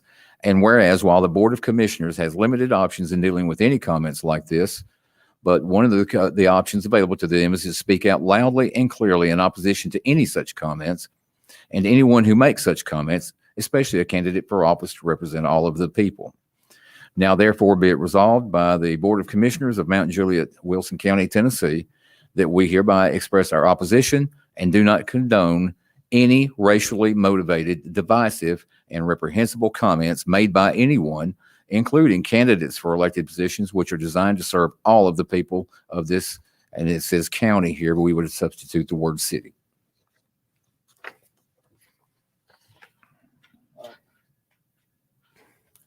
Vice Mayor, I'm going to recommend a 5-minute recess just to ingest this. Sorry. Okay. We just do it as we read it into the minutes. Need be. I'm good with that. Got a second? All in favor of recess for 5 minutes, signify by saying aye. Aye. Aye. All right. We're going to recess for 5 minutes.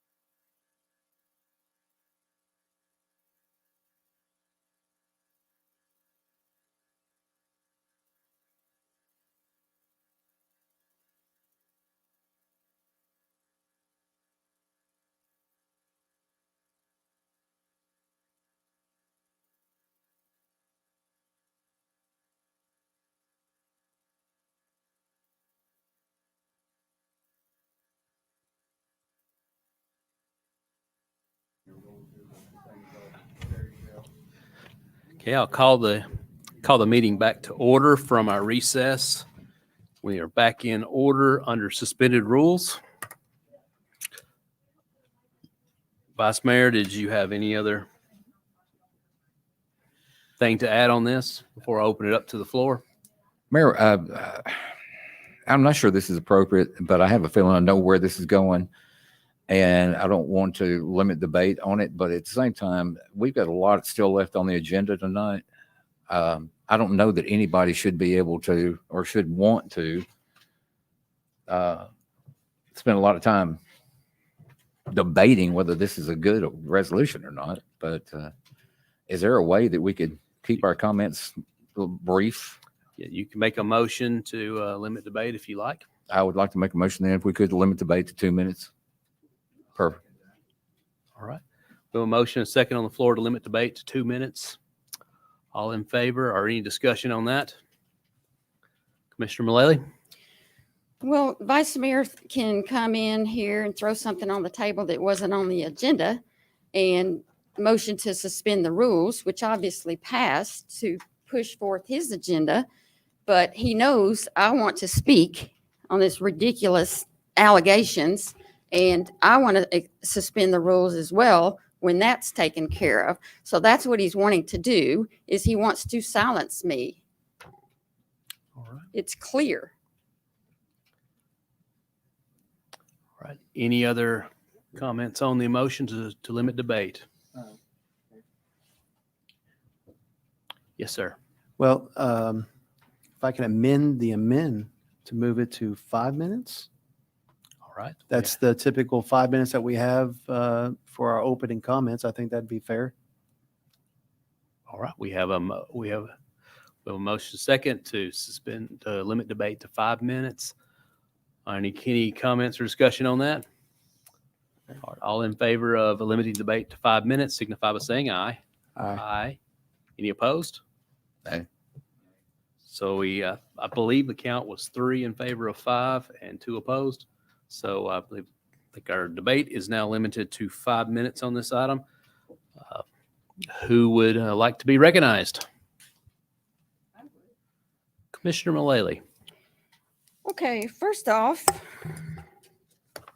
Vice Mayor posted on social media that there's a commissioner who's been attacking him, and he has gotten the city attorney to do an investigation. So this obviously what he was investigating. These are a bunch of Twitter shots which are not racist. One even said something about the Black population. She's a Black person. These are completely ridiculous. There is nothing racist in here. And for you to come in here and throw this on the table without an ethics investigation is just, I can tell you've been here a long time and you're used to getting your way. You're used to the public not knowing what you're doing. And that's one reason you are, see, I have opposed time and time again things that he's brought to the table. And I have exposed his agendas, his personal agendas. He doesn't like it. He cannot debate me on the floor. So what's next? Character assassination. And that's what this is. It's outlandish. It is ridiculous. And for him to do that again without an ethics investigation is just immoral.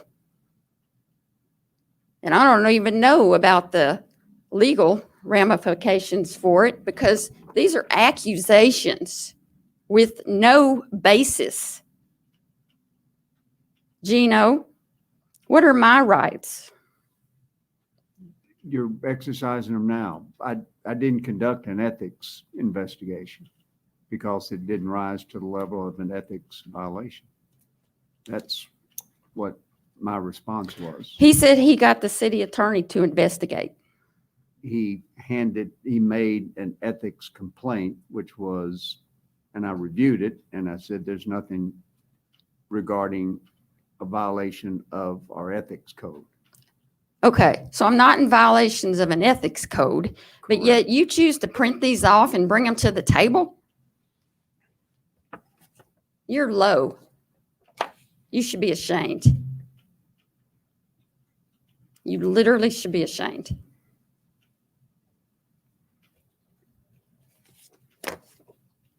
This is opinion to paint me as a racist, to assassinate my character. I could fill this room full of African American, brown people, and Indian people who would support me and tell you I am not a racist and I am not a hater. How dare you?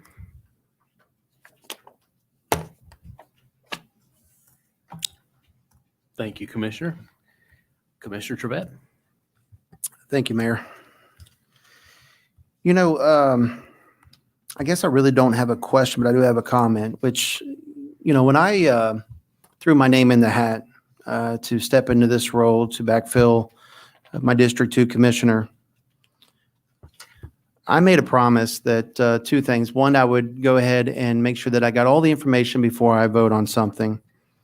The second thing is that I would always try and do my best, kind of draw a line in the sand for any actions that I did in the past or anything I said in the past to hold myself to that next level. And me being in the corporate world, I've had to learn email etiquette, social media etiquette. And it's been difficult. It is. I'm very outspoken. I'm very opinionated. You ask anybody about me, they say I'm great for debating. But one thing that I do want to mention is that, again, tonight, these documents that were shared with us, it can be misleading. I'm not sticking up for either side. Am I frustrated? Absolutely. Am I embarrassed as a commissioner for District 2? I'm frustrated.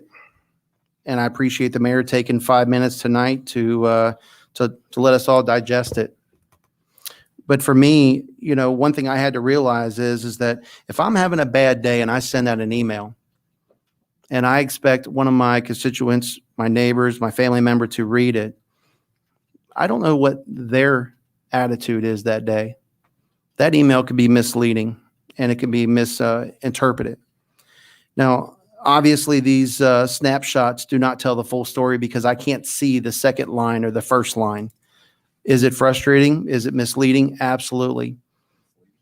Well, what I'm saying is that the second part to this, I'm not seeing the next comments.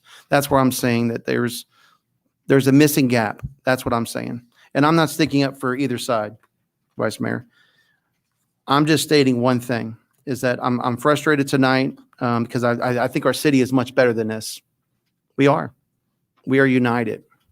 And, man, I'm emotional tonight. I am. That's all I got, Mayor. All right. Where does these draw the line of free speech? Because this right here. Sorry, Commissioner.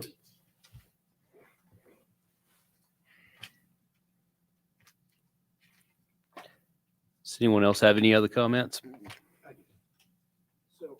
This resolution doesn't name anybody specifically. In fact, I thought these already applied to elected officials, so apologize for my ignorance on that. But they do, and Mr. Martin, if you can correct me, these same standards apply to our employees, correct?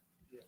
Okay, so all we're doing is we're asking by way of this resolution is to hold the elected officials to the same standards that we hold our own city employees to.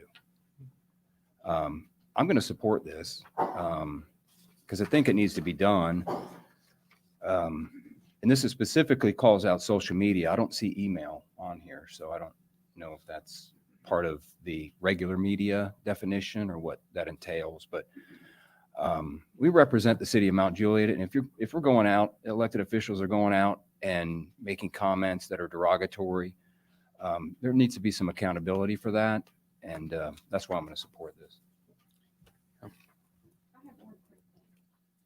This is dangerous to support because, like this, it's opinion that he would say that I'm racist. So he could say, Well, she made racial comments, and then apply this resolution.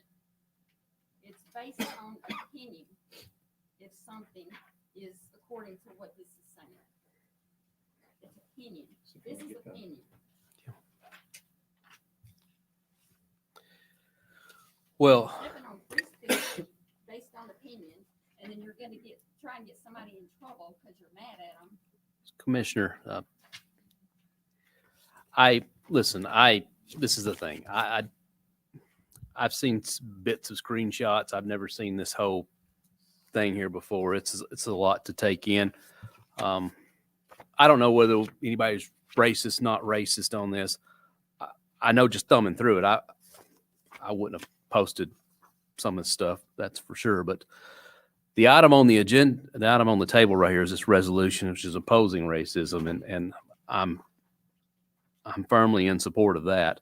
And I mean, everybody's got the freedom of speech to put whatever they want out there online, but you can say what you want. That's guaranteed by the First Amendment. But at the same time, you are responsible for what you post on there, and you can be held accountable legally if you violate the law through your freedom of speech, if you cause a riot. I mean, there's all sorts of examples that you can be held accountable for.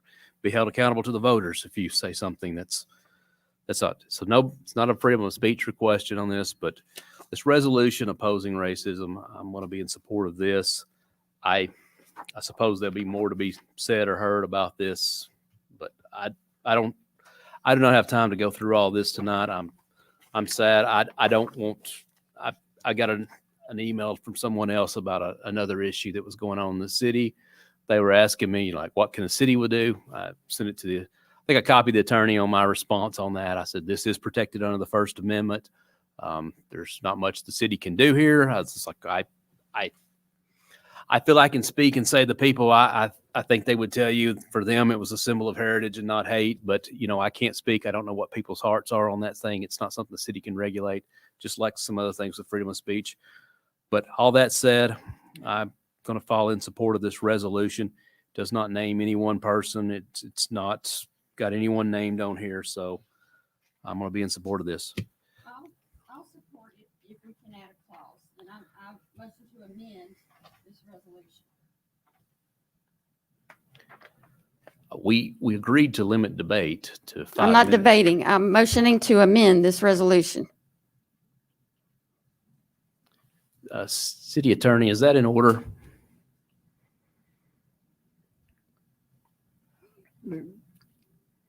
If it's a motion to amend a current resolution, she can make that motion. In your motion? I motion to add a clause in here that says these things do not apply if it's first to infringe upon First Amendment rights, and it cannot be taken out of context. You word it however you want to legally. This cannot be taken out of context based solely on one's opinion that these things are to be applied.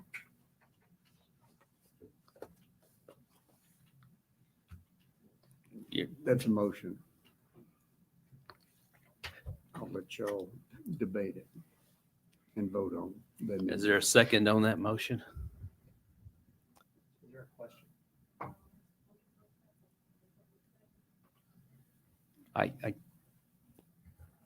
All right, that dies for lack of a second. All right, we will vote on the resolution as presented. Well, we voted to limit. Okay. I want to clarify something in my statements earlier. All I said was that the screenshots came from Commissioner Mullelly. I did talk to the city attorney and asked him to do an investigation based on what I had received. I also said that I received these from a constituent.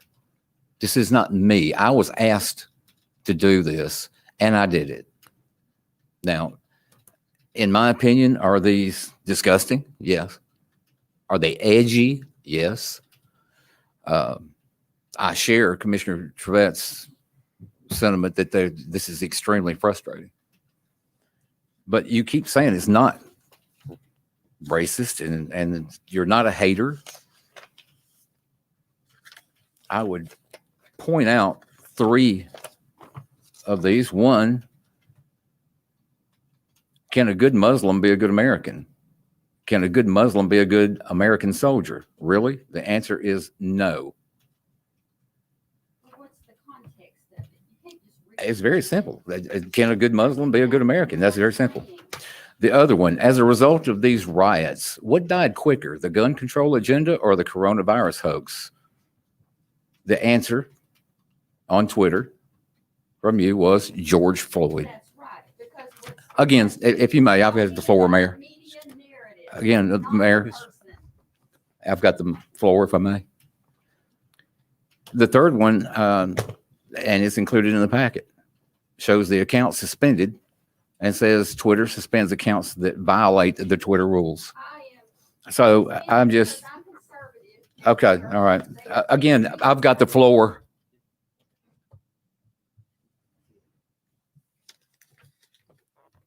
If you go through and read this, you'll see that I even said, and the city attorney said, that these did not rise to the level of a ethics violation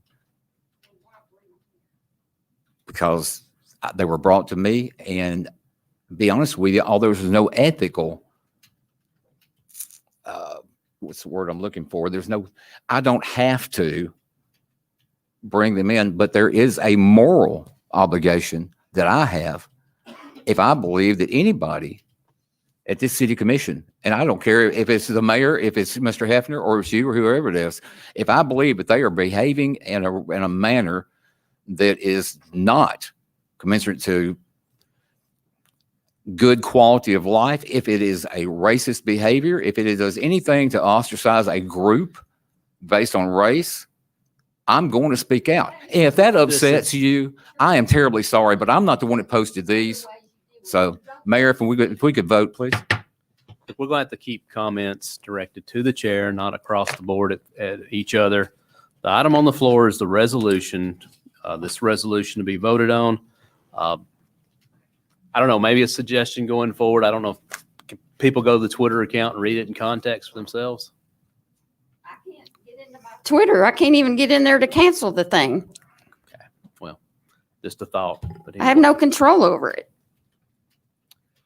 All right, all in favor of the resolution, please signify by saying aye. Aye. Aye. Any opposed? I oppose it because you wouldn't include my clause to protect First Amendment pass or rights, fail, Mayor? which have nothing to do with race or hate. The item passes by a vote of 3-1. 3-1 and 1 absent. I'll make a motion at this point to go back into regular session. We have a second to go back into regular session. All in favor of returning to regular session, please signify by saying aye. Aye. We are now back in regular session. All right. We will move on to new business 10-1. An ordinance approving a policy and documentation for organizations requesting grant funding and require a biannual audit for organizations receiving $15,000 or more in a fiscal year. Have a motion? Second. Have a second. Vice Mayor, you're the sponsor.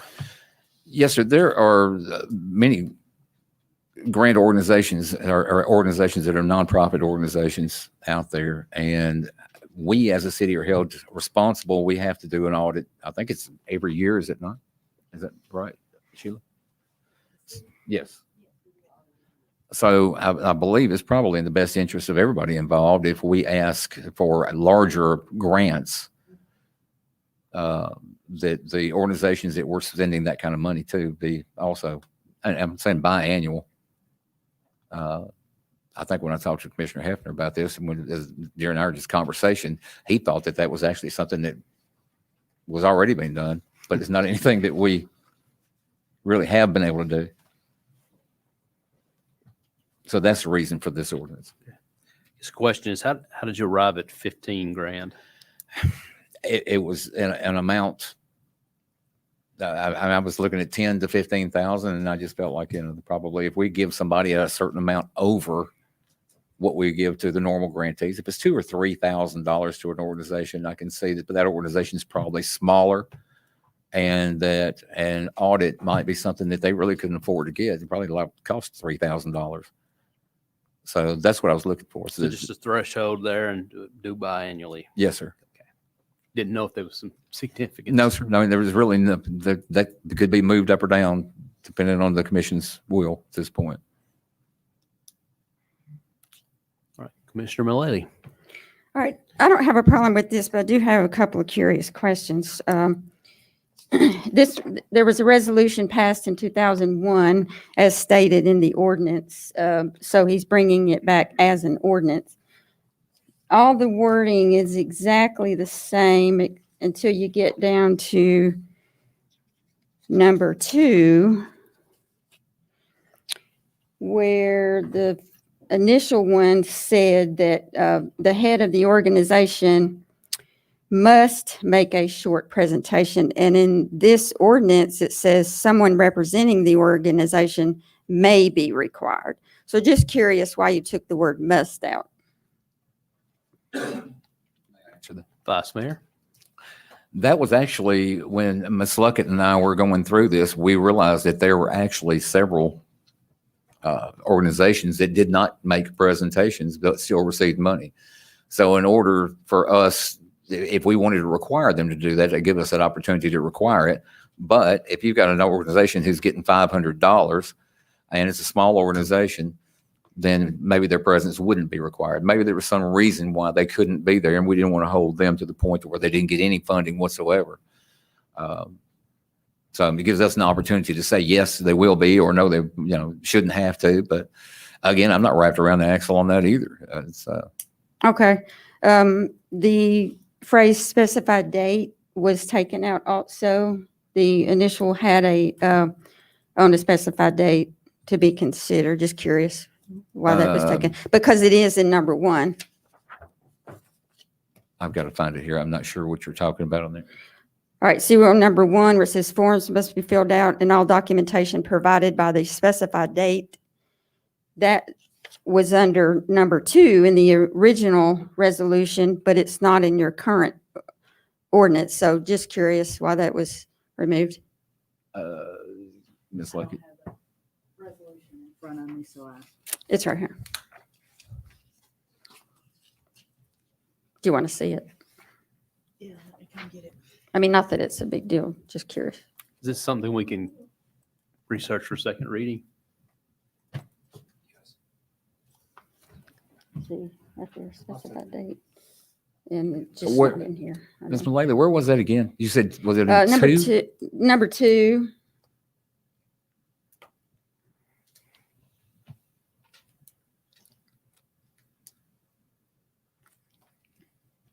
Okay, if I'm understanding, we've already mentioned It's in number 1. it's in number 1, so we just didn't repeat it in there. That's fine, because it's in both of them here. So just curious why it wasn't. We're just cleaning it up. That's fine.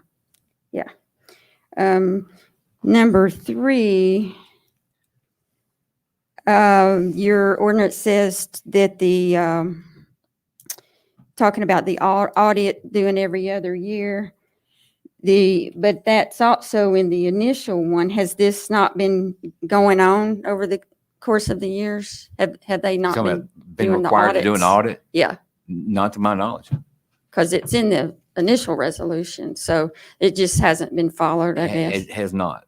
Okay. We did figure that out, and that was one of the reasons I wanted to do this ordinance, is to reiterate it. Okay, last sentence of number 3, funds must be spent in accordance with the city guidelines. What guidelines are these?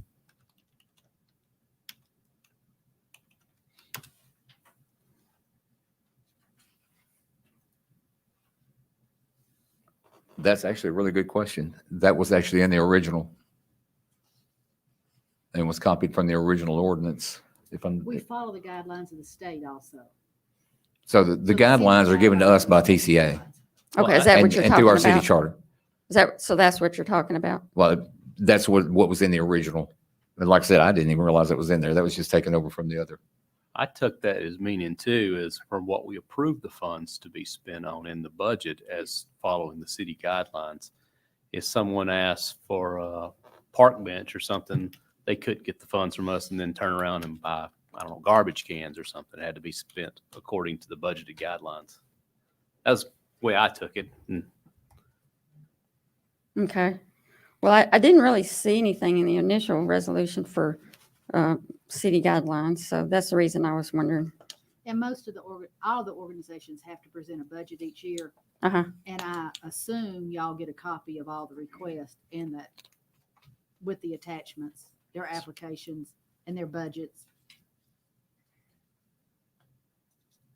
And if this passes, there will also be an audit that will be attached to that. Well, like the library always does an audit. But it's a larger organization. Our city attorney is asking to be recognized. Just real quickly, there's already a provision under state law requiring copy of either the most recent completed annual audit or an annual report detailing all receipts and expenditures in the form prescribed by the comptroller of the Treasury.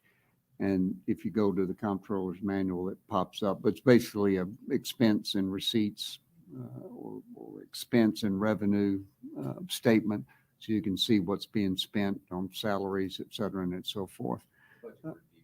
Right. As opposed, but we're requiring an audit for anyone over 15,000.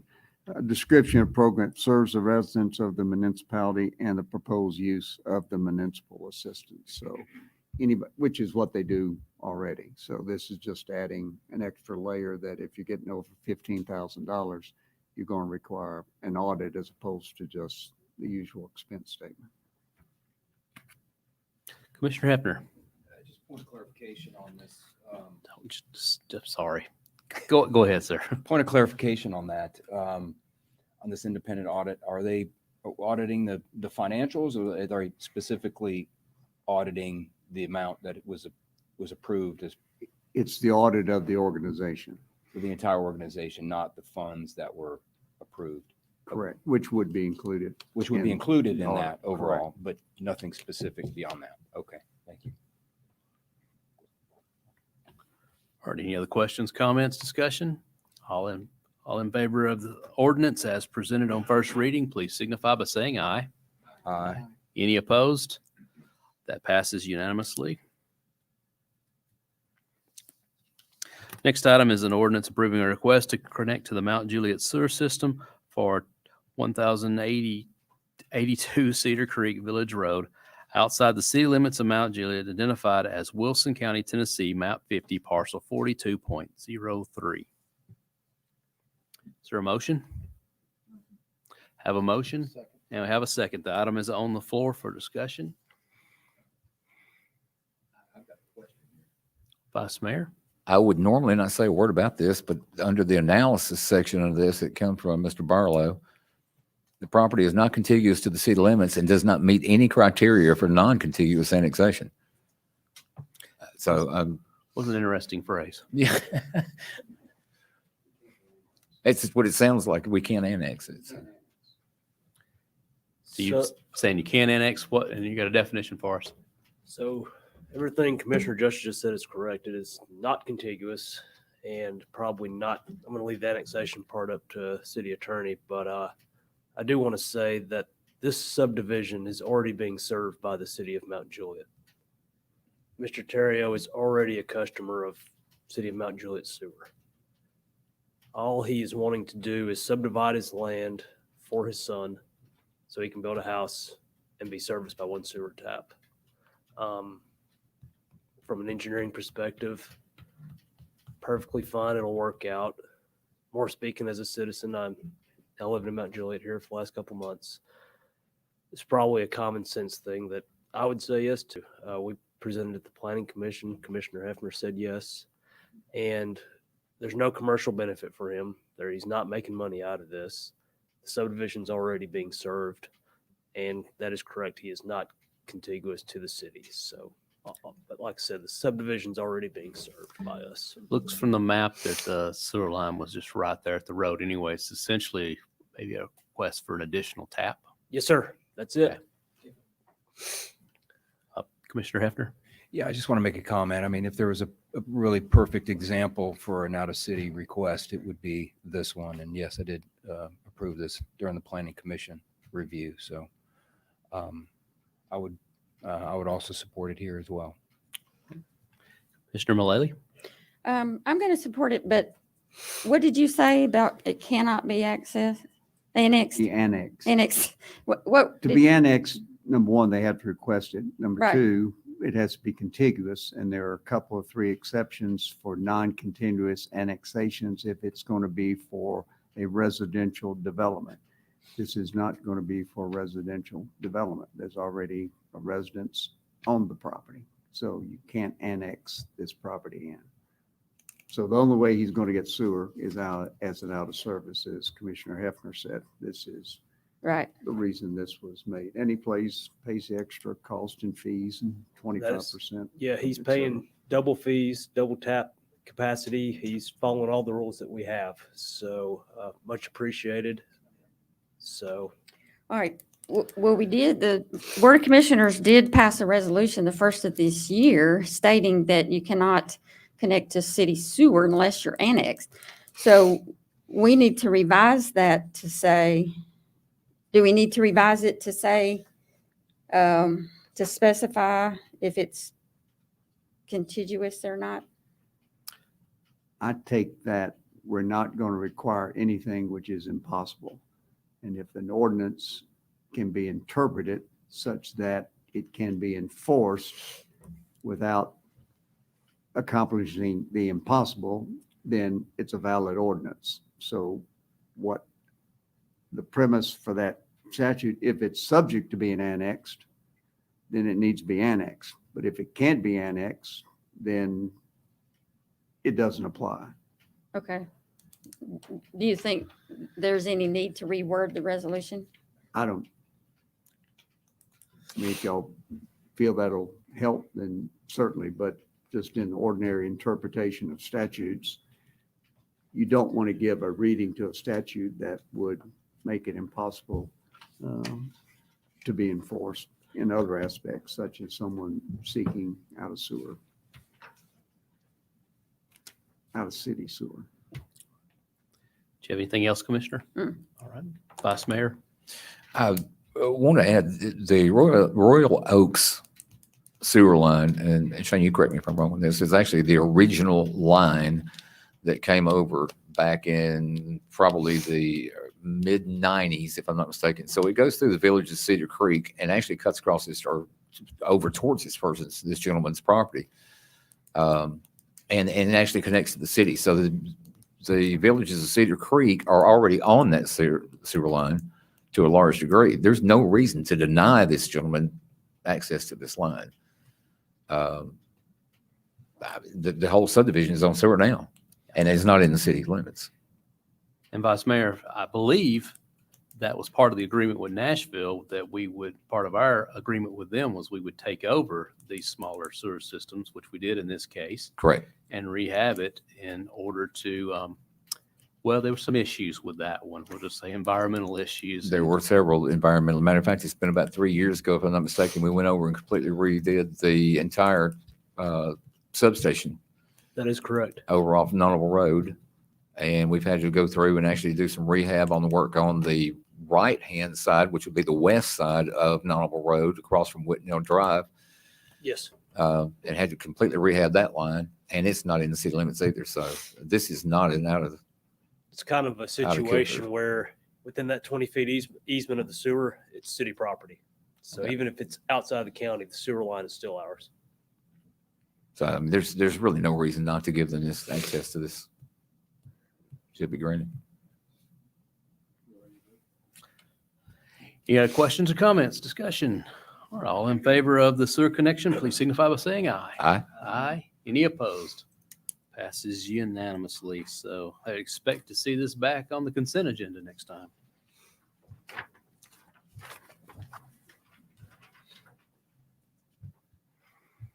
Our next item is 10.3, a resolution approving award of the construction contract for the Central Pike Pump Station VFD upgrade and authorizing the mayor to sign the contract.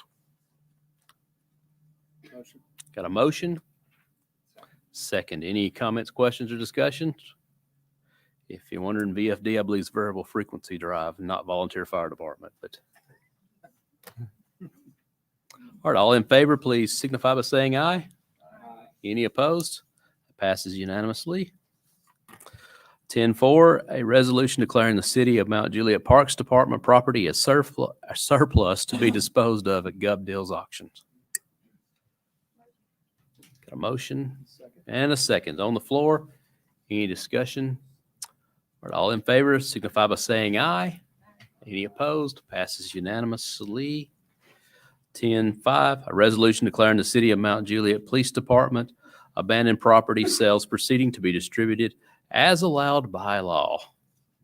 Got a motion and a second. Any discussion? All in favor? Mayor, I just want to make a comment.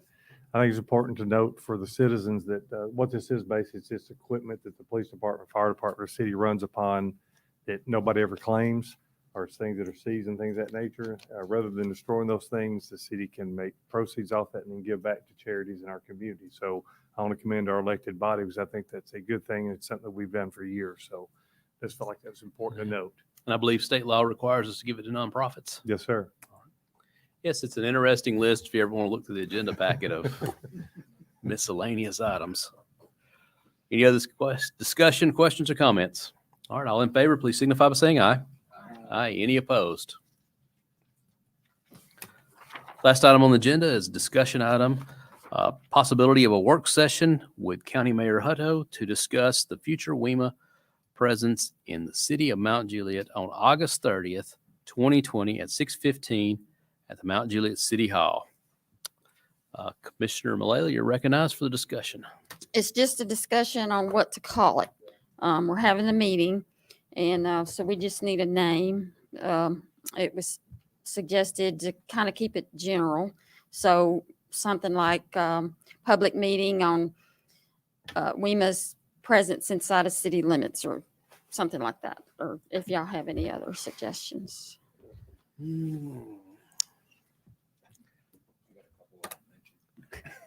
Yeah, they're clicking.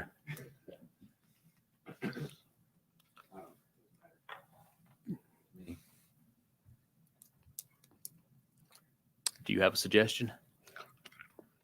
Well, Don't take our ambulance meeting. if nobody else has any, I guess we'll just call it public discussion on WEMA's presence inside the city limit, or public, public discussion on the future of WEMA presence inside the city limits. What about that? That's got a ring to it. Okay. Aren't they annexed into the city? Yes. They're annexed into the city, They're what? the fire stations. We annexed them into the city. So Yeah, that so they're- the future we want to talk about. in the future, they'll still be in the city. In the future, Right. they'll still be in the city. Yeah, it's still in the city. How about a move from the current location? Move. Okay, so how would you word it? Discussion on a proposed, can we call it a proposed move? A relocation, Plan to move. planned move? Current ambulances? I like relocation. Can we get Chief to weigh in on it? Chief Luffman, we need your wisdom on this. Oh, you people are in trouble. First you fire me from saying the prayer and now you want, no. Well, we didn't want you to have to pray before we got your thoughts on this. Well, I've been praying all night long, but no, this would be, I would call this the future of EMS transport in the city limits of Mount Juliet. There we go. That's got a ring to it as There well. you go. Everything's ringing right now.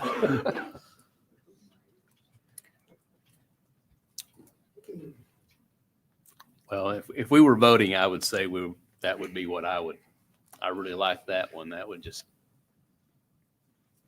Okay. Anybody, we good? Yeah. We're good. So this is going to be if I got this right, a work session with the county mayor on August 30th, 6:15. Well, Right. not a work session. That's why we're renaming it, because it's not a work session. Well, it says work session. I know, but I called it a work session because I didn't know what else to call it. So what's it going to be? What he just said, Discussion. A a discussion. discussion. Like, or discussion, town hall, whatever you want to call it. It is a discussion. Vice Mayor? Mr. Marquetti, What'd you say? is this, we're going to be in a room with 5 commissioners and the mayor of Wilson County. We're going to be just having this discussion. I want to make sure we're not violating any sunshine laws. And of course, if there's 5 of us in this room, it's obviously going to be deliberation involved. How do we avoid It'll be getting our, published. Yeah, so we're going to be noticing it publicly and, Yeah. okay, I want to make sure of that. I mean, whether you call it a discussion, work session, or whatever. So we've got- really, it doesn't matter what we call it as long as it's publicly noticed, we've got correct? This group Got it. gathered Okay. together, developing and discussing. So- Yes, public Is We're going to call it an opportunity. to itself. a dialogue. Yeah. Is you know if the EMA members from the county will be here or just the county mayor? As far as I know, just the county mayor. I have a question. Has he confirmed that he's going to be here? He is confirmed. All right. Yes. Excellent. And yes, that's August 30th at 6:15. Right here. So August 30th, 6:15, right here.